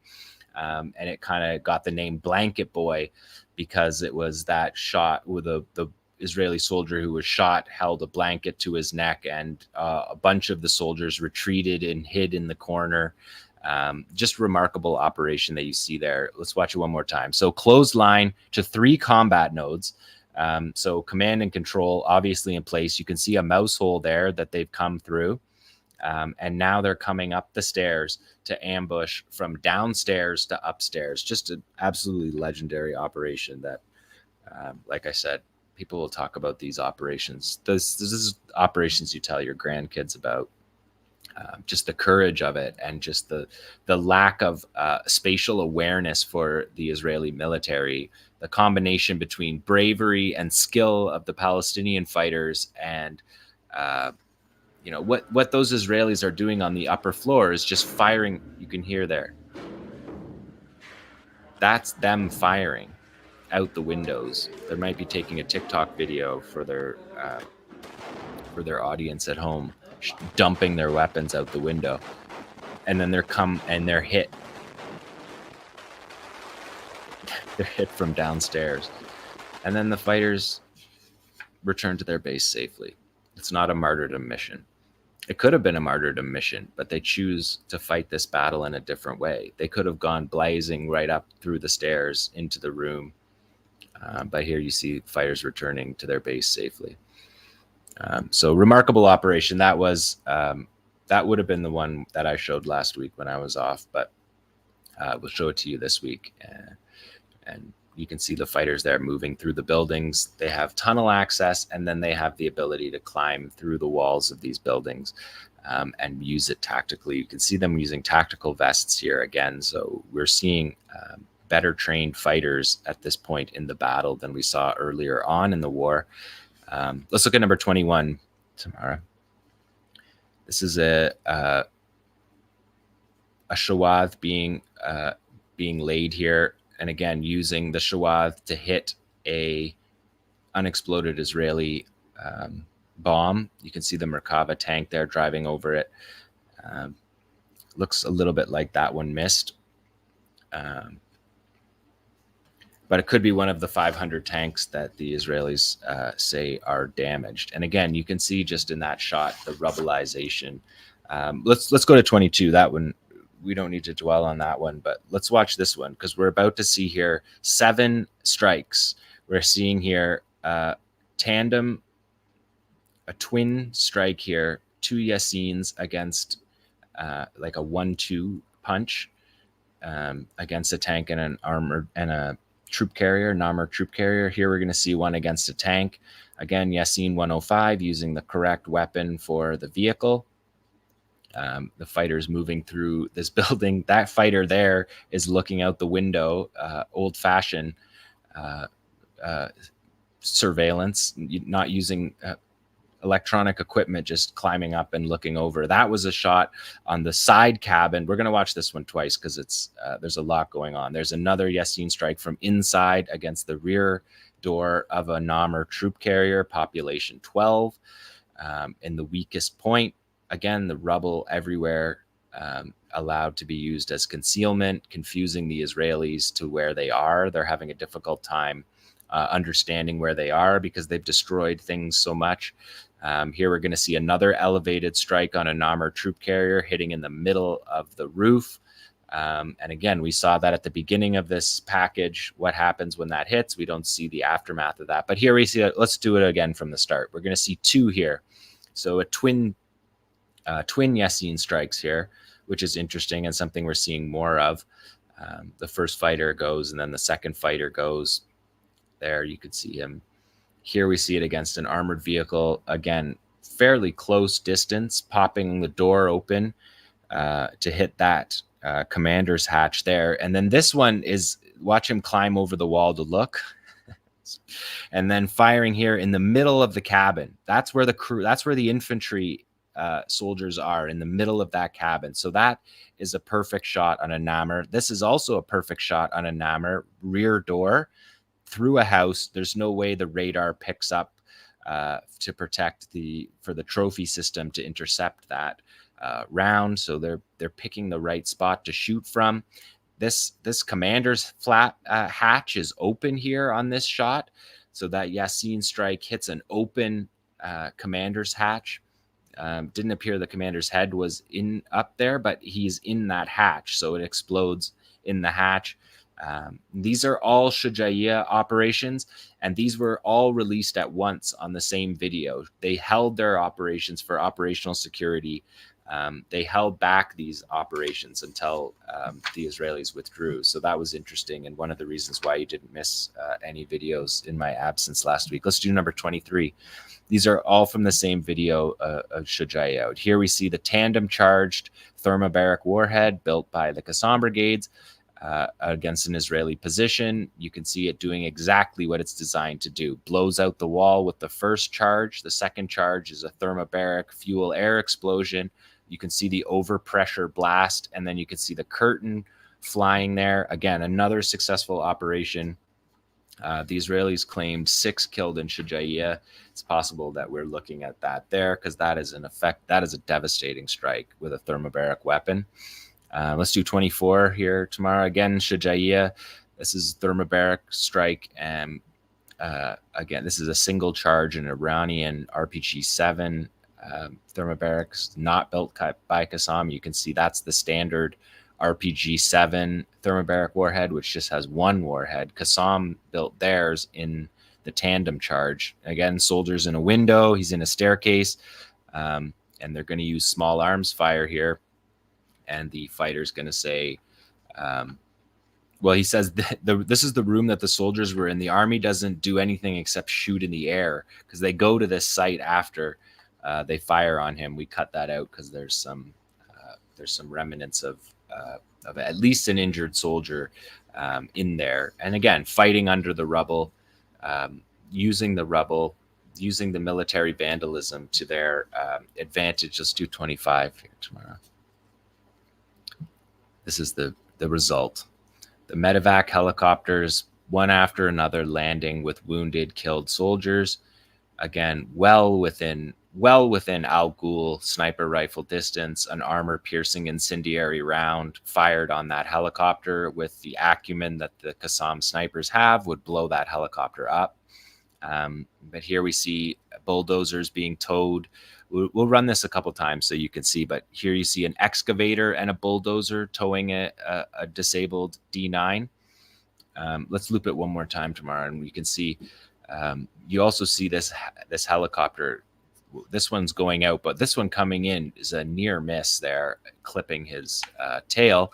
But look at that distance. That is well within sniper distance of an Al-Ghul rifle. We've also seen Qassam use man-portable air defense systems that went on the ground. Look at here. We see a convoy with an excavator, a bulldozer, and a second bulldozer. So 3 armored vehicles towing a tank, dragging a tank. That's what it takes to drag a 62-ton, 70-ton tank. It takes an excavator, 2 bulldozers to drag their vehicles out. And that is something.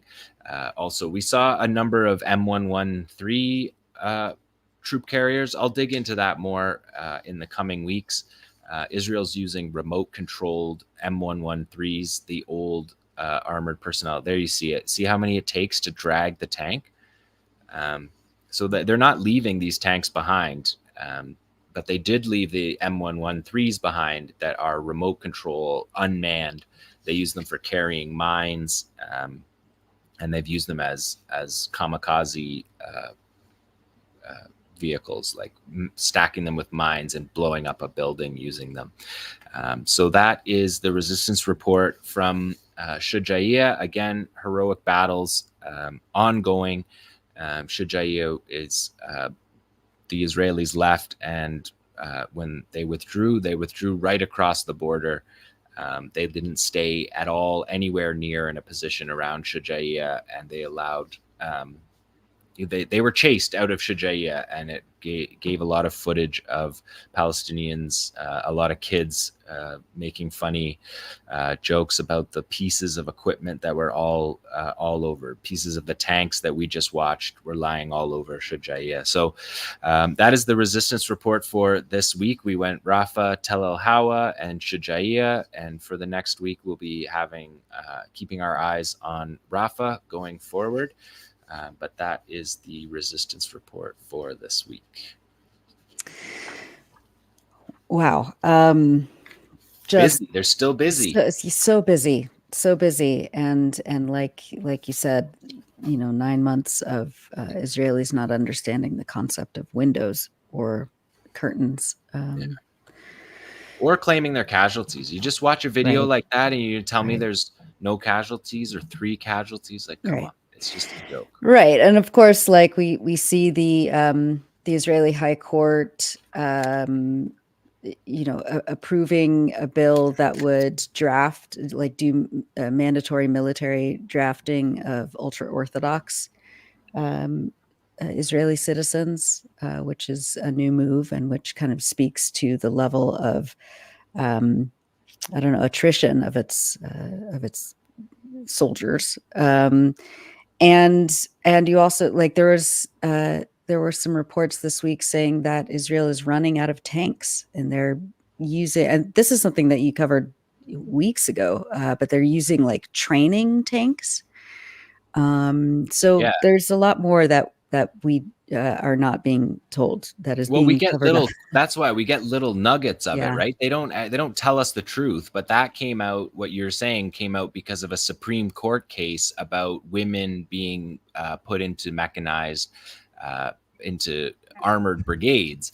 And so it came out in the course of that Supreme Court challenge that they don't have enough tanks. They don't. We can actually, I say we can actually show the story. Okay. Tamara, if you want to put up the story from Ynet. This is, of course, the major Israeli news site Yediot Ahronot reporting on this, and what this story says. It's by Yoav Zitun, which regular viewers will know is Ynet's military correspondent, who's revealed many important nuggets of information over the past few months.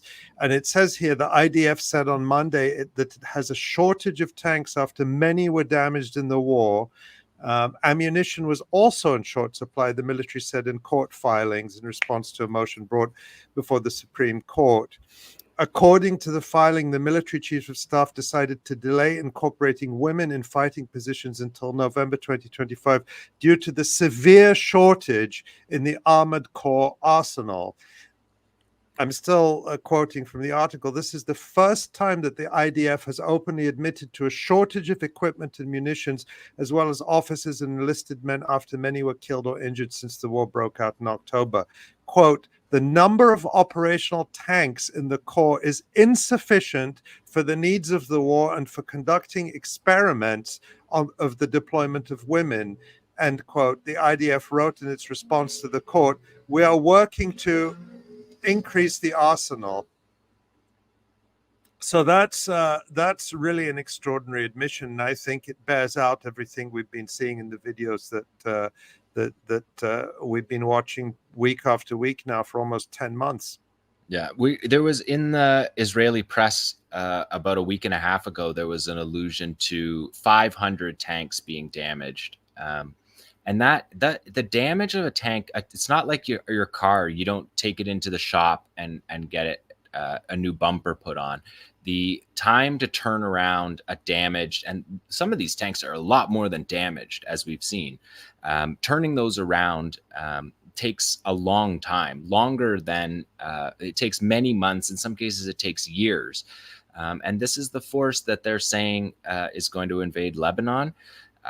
So the training brigades is also a secondary part of it, because they don't have, the training brigades have to be deployed in Gaza. They need those troops being deployed in Gaza. They were deployed. The training brigade was deployed during the Jabalia camp raid a couple months ago. And when that training brigade rotated out, that's what ended the operation in the Jabalia camp. The other two brigades couldn't carry out the fight without the 3rd Brigade. And that training brigade rotated out. So they all rotated out. So it's even impacting their battle plans, insofar as Israel has battle plans beyond just destroying. They're not able to achieve it because they're short on weaponry. They're also short on munitions. And we're hearing soldiers being told to use different munitions. They're running low on 155 millimeter shells. Howitzer shells that they rain terror down on Gaza civilians. Because I covered the battlefields in this report, but of course, as Nora's report shows, the bombings and the artillery shelling, that happens all over the Gaza Strip. They're not battlefield specific. They're raining down those shells constantly, and literally in the hundreds of thousands of them. Early in the war, they said they had used 100,000. It was still in November, and that included a period of time of the 10-day pause, prisoner exchange pause. So you're talking about hundreds of thousands of these shells being rained down.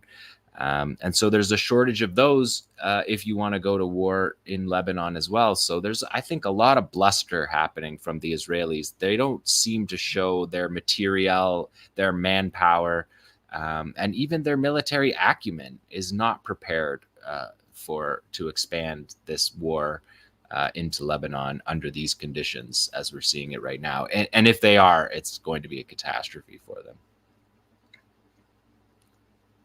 Yeah. Well, we have a couple of topics of discussion, just snippets of news over the last few days. Ali, I know that a new Human Rights Watch report came out. Yes. Give us a sense of the significance of it and what the basic issues are. Well, this was published today, and it's more than 200 pages. So I couldn't tell you I've read the whole thing, but I've looked at it, and it's disappointing, to say the least, that Human Rights Watch took what is now a very tired, both sides-y approach, trying to pin on Palestinians all sorts of crimes, and this is really just, again, it's more than 200 pages, so I haven't read the whole report. I've just sort of focused in on some issues that I'm very well versed in as a good way to kind of test how the report deals with them. And there's some quite shocking elements to this, but before I get to that, I will say that despite the biases of this report, despite its attempt to be both sidesy and to show Palestinians as committing all sorts of crimes, again, there may be violations in the standards of international law, but I feel like they were really trying to look for something. And yet, this report that really bends over backwards in that way is the latest body to find that there is no verifiable evidence for the mass rapes. So, Tamara, maybe we can put up that little snippet of the report that I indicated earlier. And there you can see under the title, Crimes Involving Acts of Sexual and Gender-Based Violence, they say, quote, Human Rights Watch was not able to gather verifiable information through interviews with survivors or of witnesses to rape during the assault on October 7th. So that's the bottom line there, even though they sort of swaddle this in all sorts of language, which is to say, well, maybe it happened. We may never know. We may never find out. But the bottom line is they couldn't find, Human Rights Watch, a tens of $million organization with all its researchers and resources, could not find any verifiable evidence. So that's one thing. The other thing to point out about this is they rely on Zaka as a source. Okay. Now they claim, we're very careful and we corroborate things, but they rely on Zaka, the ultra-Orthodox extremist Jewish organization that we've talked about many times, about how they were instrumental in inventing and disseminating many of the October 7th atrocity propaganda and lies, burned children, the rape hoax, a fetus cut out of a mother, all things that turned out to be absolute lies. And Human Rights Watch is still taking Zaka seriously. Quite shocking. Another thing that shocked me, Tamara, you can put that second snippet back up, is they looked at the issue of what happened in Kibbutz Be'eri at Pessi Cohen's house. This was the incident that we've covered many times, where Israeli General Barak Hiram ordered a tank to fire shells at this house where more than a dozen Israelis were being held captive by Palestinian fighters. And shockingly, from what I've read, Human Rights Watch whitewashes this. They say here, the operative sentence, the fight that after Israeli tanks opened fire on the home, the fighters were killed, as well as 12 hostages who were killed in the crossfire. That word crossfire is a whitewashing word, which is designed to make it seem like, there was a battle and, these people just died. How unfortunate.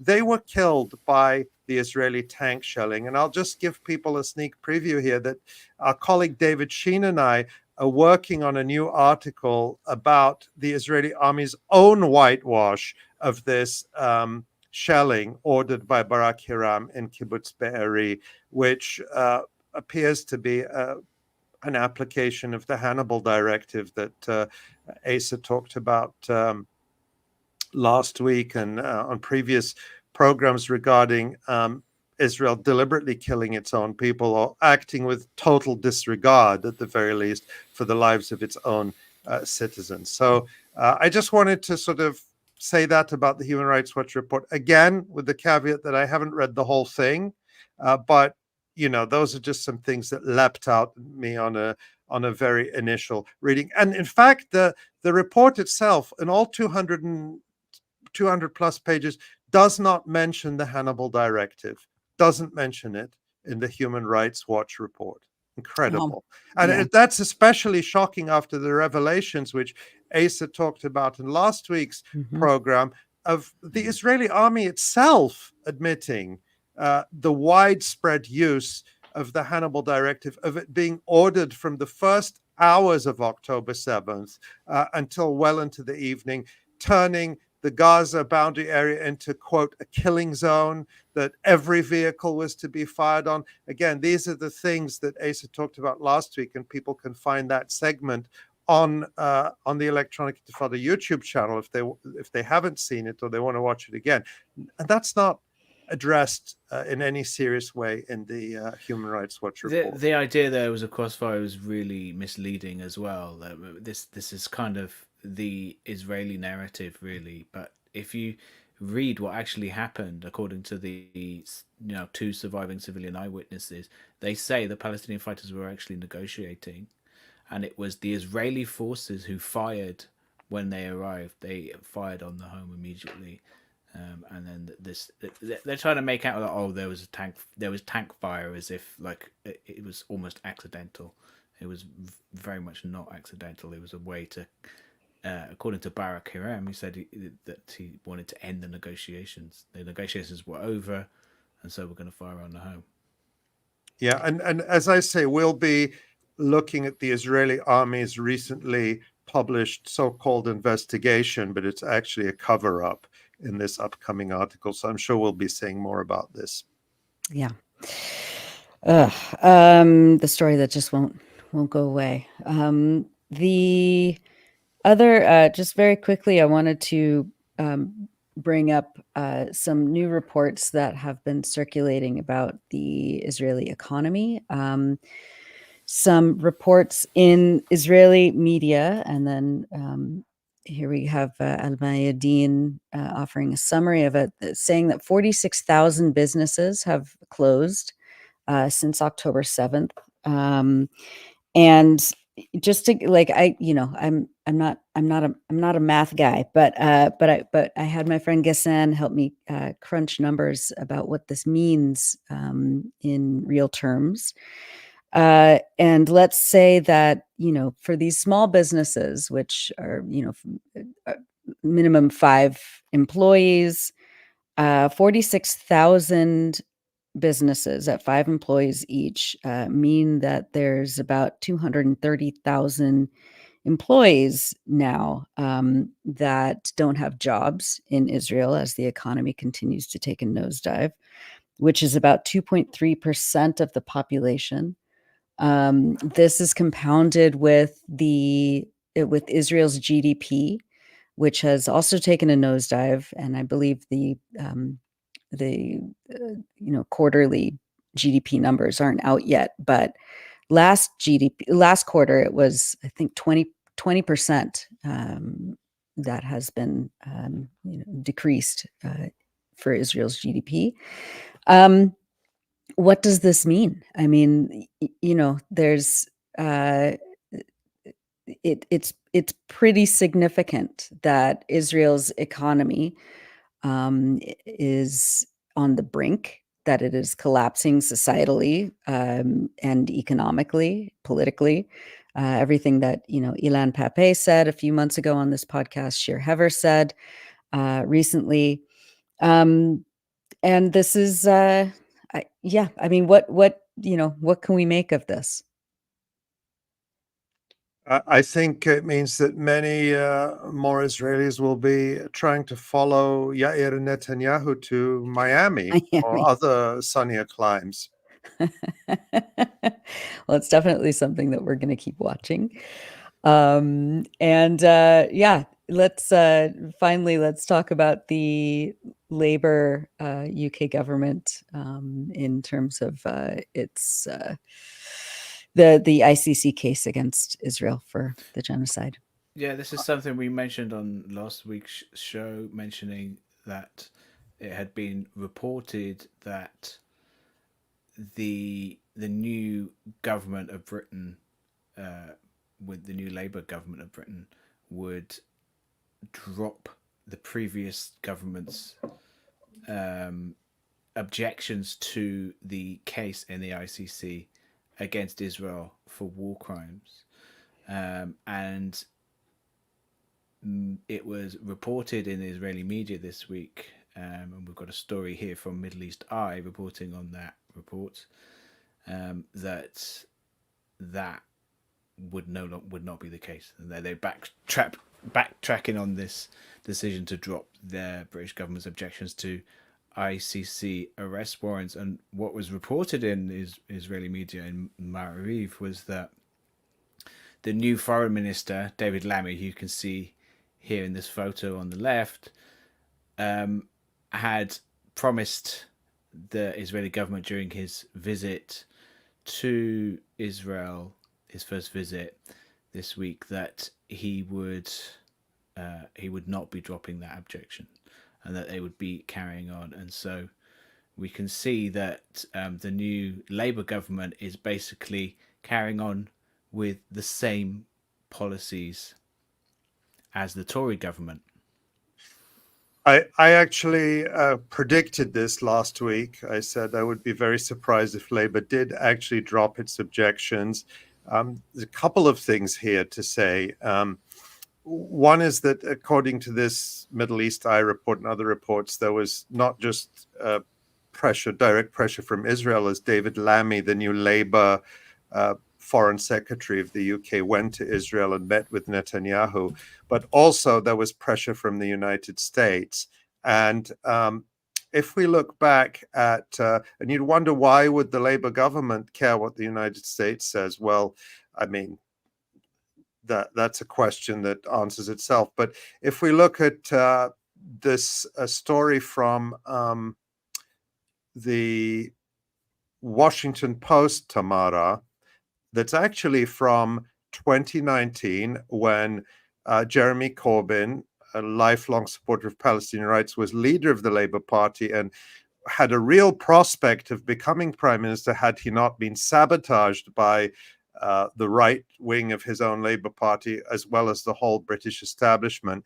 But this is a reference to Mike Pompeo, who was then Secretary of State for the Trump administration, who suggested the UK that the United States would take action, possibly to go far as preventing Jeremy Corbyn from becoming prime minister if he won an election. And there are some quotes there from the article, again from 2019, that Pompeo weighed in on British politics during a closed-door meeting with Jewish leaders, saying he would not wait for Labour Party leader Jeremy Corbyn to become Prime Minister of Britain to push back against him or any future actions he might take against Britain's Jews. Again, this is feeding the fake anti-Semitism narrative.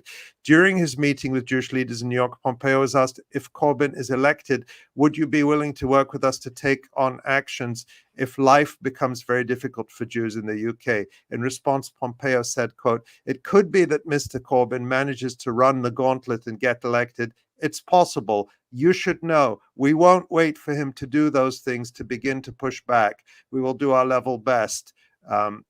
End quote. And those are very significant and weighty words, coming not just from a US Secretary of State, but a former head of the CIA, as Mike Pompeo was. And recall that he publicly boasted about how, as head of the CIA, they were organizing coups and sabotage and subversion all over the world. He actually laughed about it.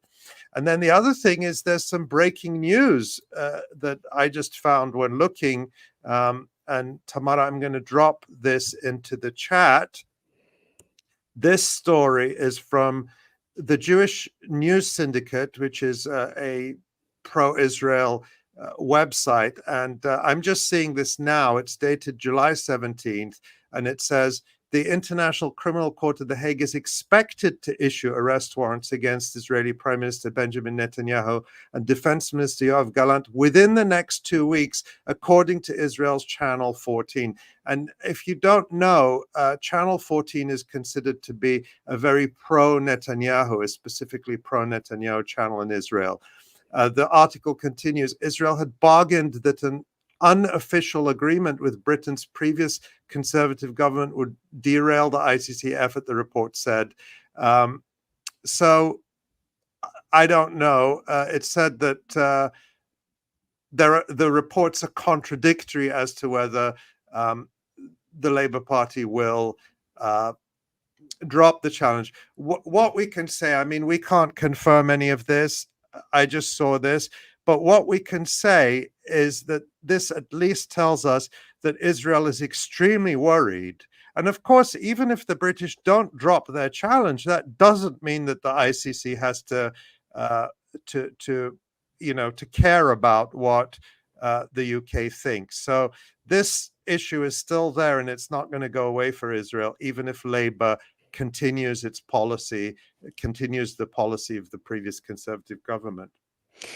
And Ali, just remind us what happened. Like, let's say that the International Criminal Court does issue arrest warrants for these Israeli leaders. what happens next? Is it a universal jurisdiction sort of arrangement where anywhere they are in the world, they can be and should be arrested and brought to The Hague? What happens? So yeah, just to remind people, back a month or two ago, when it was, I don't time is warped, so I don't remember the exact date, but Karim Khan, who is the chief prosecutor of the International Criminal Court, announced his intention to seek arrest warrants for Benjamin Netanyahu and Yoav Gallant, the Prime Minister and Defense Minister of Israel, in connection with crimes against humanity and war crimes in Gaza. The way the International Criminal Court works is that the prosecutor doesn't have the power himself to issue those arrest warrants. What he does is he makes the request to a panel of judges, and the judges then deliberate and decide whether or not to issue the arrest warrants. Historically, this has been a formality. Usually the judges, I don't know off the top of my head if they've ever denied an arrest warrant, but typically the prosecutor will have done his or her homework and the judges will approve the arrest warrants. That process may take weeks or up to 2 months. What happened in this case is that the British government, the previous Conservative government, lodged an objection, and that slowed the whole thing down. And so now the question is whether the court will have to slow down its process, hear that objection, and set everything back, or whether it will be withdrawn and proceed. So if and when the arrest warrants are issued, every country, every state that is a party to the Rome Statute, the founding document of the International Criminal Court, will be obligated to arrest Benjamin Netanyahu or Yoav Gallant if they set foot on their territory. And that's most of the world's countries and all of Europe and Canada. The notable exception is the United States. They would be able to travel to the United States without fear of arrest, but they couldn't go to Canada, they couldn't go to France, they couldn't go to the UK, all these countries that are closely allied with Israel. And in fact, even Germany, which is a major partner in this genocide, announced at the time that Karim Khan said he was seeking the warrants, that if the warrants were issued and if Netanyahu or Gallant set foot on German soil, they would be obligated to comply with the warrants and arrest them. Norway and several other countries made the statement. So it would be a major blow, and the effect would be wider than just Netanyahu and Gallant, because, the court has said, or the prosecutor has said, that we're still actively investigating and more warrants are likely to be issued. But even in the absence of that, this would set such a precedent. It would be such a break in the wall of impunity that Israel has had, that no Israeli soldier, no officer, no Israeli official or politician would feel safe traveling to any country for fear of arrest, either under an international warrant or under universal jurisdiction, which is separate. Universal jurisdiction is the principle where countries can prosecute international crimes like genocide, crimes against humanity, and war crimes in their own domestic courts. These are considered crimes of such gravity that countries can take them on in their own domestic courts, as has happened, by the way, in the case of certain Syrian officials being convicted in various courts in Europe, I think particularly Germany, for example. So it would really tighten the squeeze on Israel significantly. Whether it's enough to force them to stop the genocide, nothing has so far, but it would certainly be a real tightening of the screws. Yeah. Well, a lot more to watch on that front, obviously. And finally, Syed Hassan Nasrallah in Lebanon gave a speech. And did we want to talk about the significance of that as Lebanon continues to resist Israel's airstrikes over it? Yeah, I can just a very quick comment on this. This was a very interesting speech which he gave on the occasion of Ashura, which is an important religious observance for Muslims, with a special meaning and significance for Shia Muslims, as it's the day of mourning for Hussein ibn Ali, the grandson of the Prophet Muhammad and the third Imam in the Shia tradition, who was martyred at the Battle of Karbala. What was interesting about the speech is that Nasrallah really focused on combating and counteracting sectarianism. So he used the occasion to talk about how Sunni Muslim and Christian communities in Lebanon hosted celebrations for their Shia countrymen on the occasion of Ashura. And he talked about how the US and Israeli effort to foment Shia Sunni sectarianism as a kind of divide and rule tactic has largely been overcome. And it was interesting because that is very much something that we talked about last week with Rania Khalek on this live stream, about how that effort to foment sectarianism had really failed and receded, and that people in the region are seeing through it. But Nasrallah warned that this effort was likely to be revived, that there would be a new push, and he told people to be on their guard. And he really, again, as I mentioned last week, used, as he consistently has, a language of not just Muslim unity, Shia Sunni Muslim unity, but also unity across all religions within Lebanon and globally. So it was a really interesting speech in terms of that message, and that's just something I wanted to point out in light of last week's discussion. Yeah, and sorry to put you on the spot, John, but is there anything that you want to say about Hezbollah's operations against Israel, especially in the north of historic occupied Palestine? Yeah, I mean, they're just continuing to escalate, and the quality, they put out another 9-minute video of aerial surveillance of the Golan Heights. They know where all the installations are. Nasrallah's speech before the Ashura one was essentially mocking the Israelis, saying like, you can't take Rafah, you can't take Lebanon.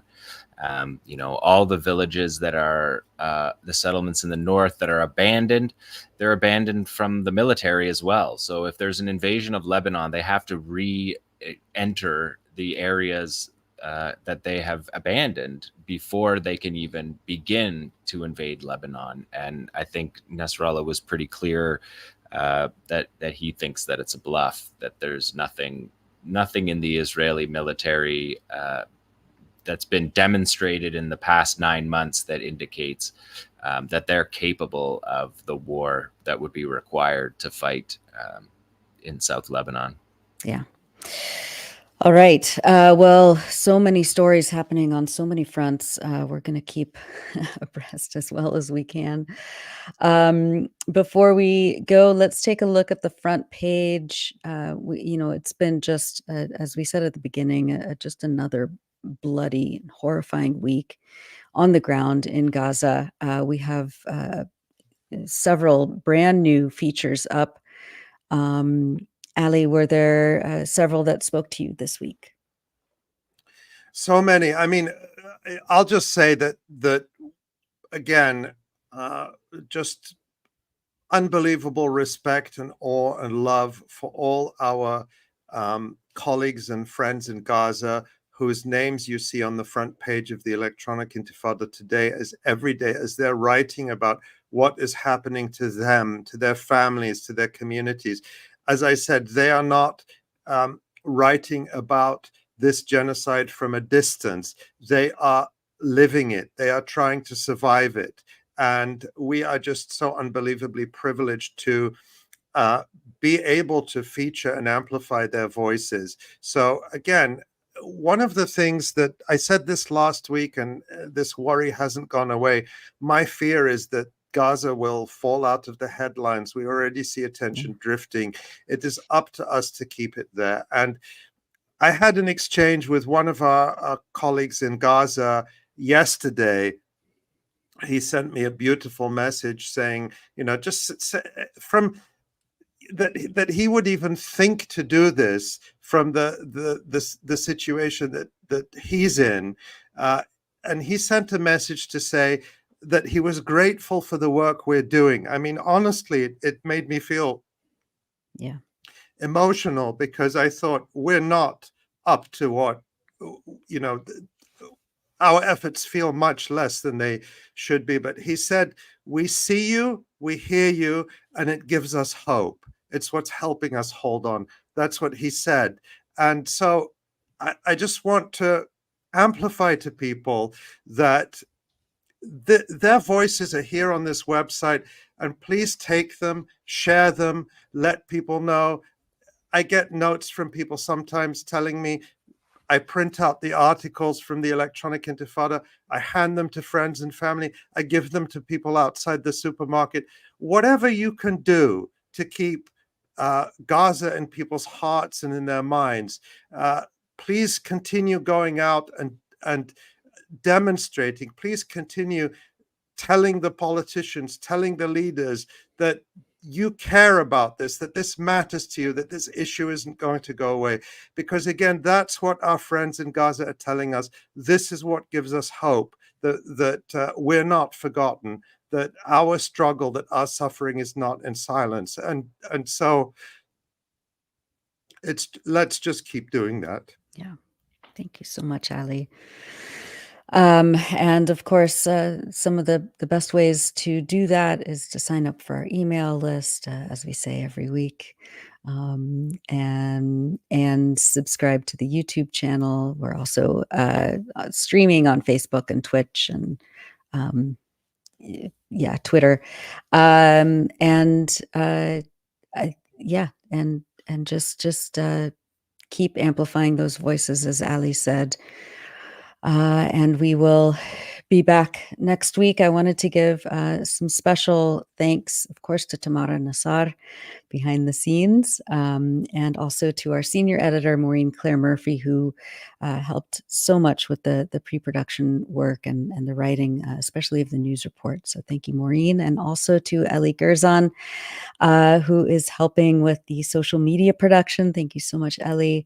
And on behalf of John and Asa and Ali and Tamara, thank you. And everyone at the Electronic Intifada, thank you all for watching and listening. We'll see you next week.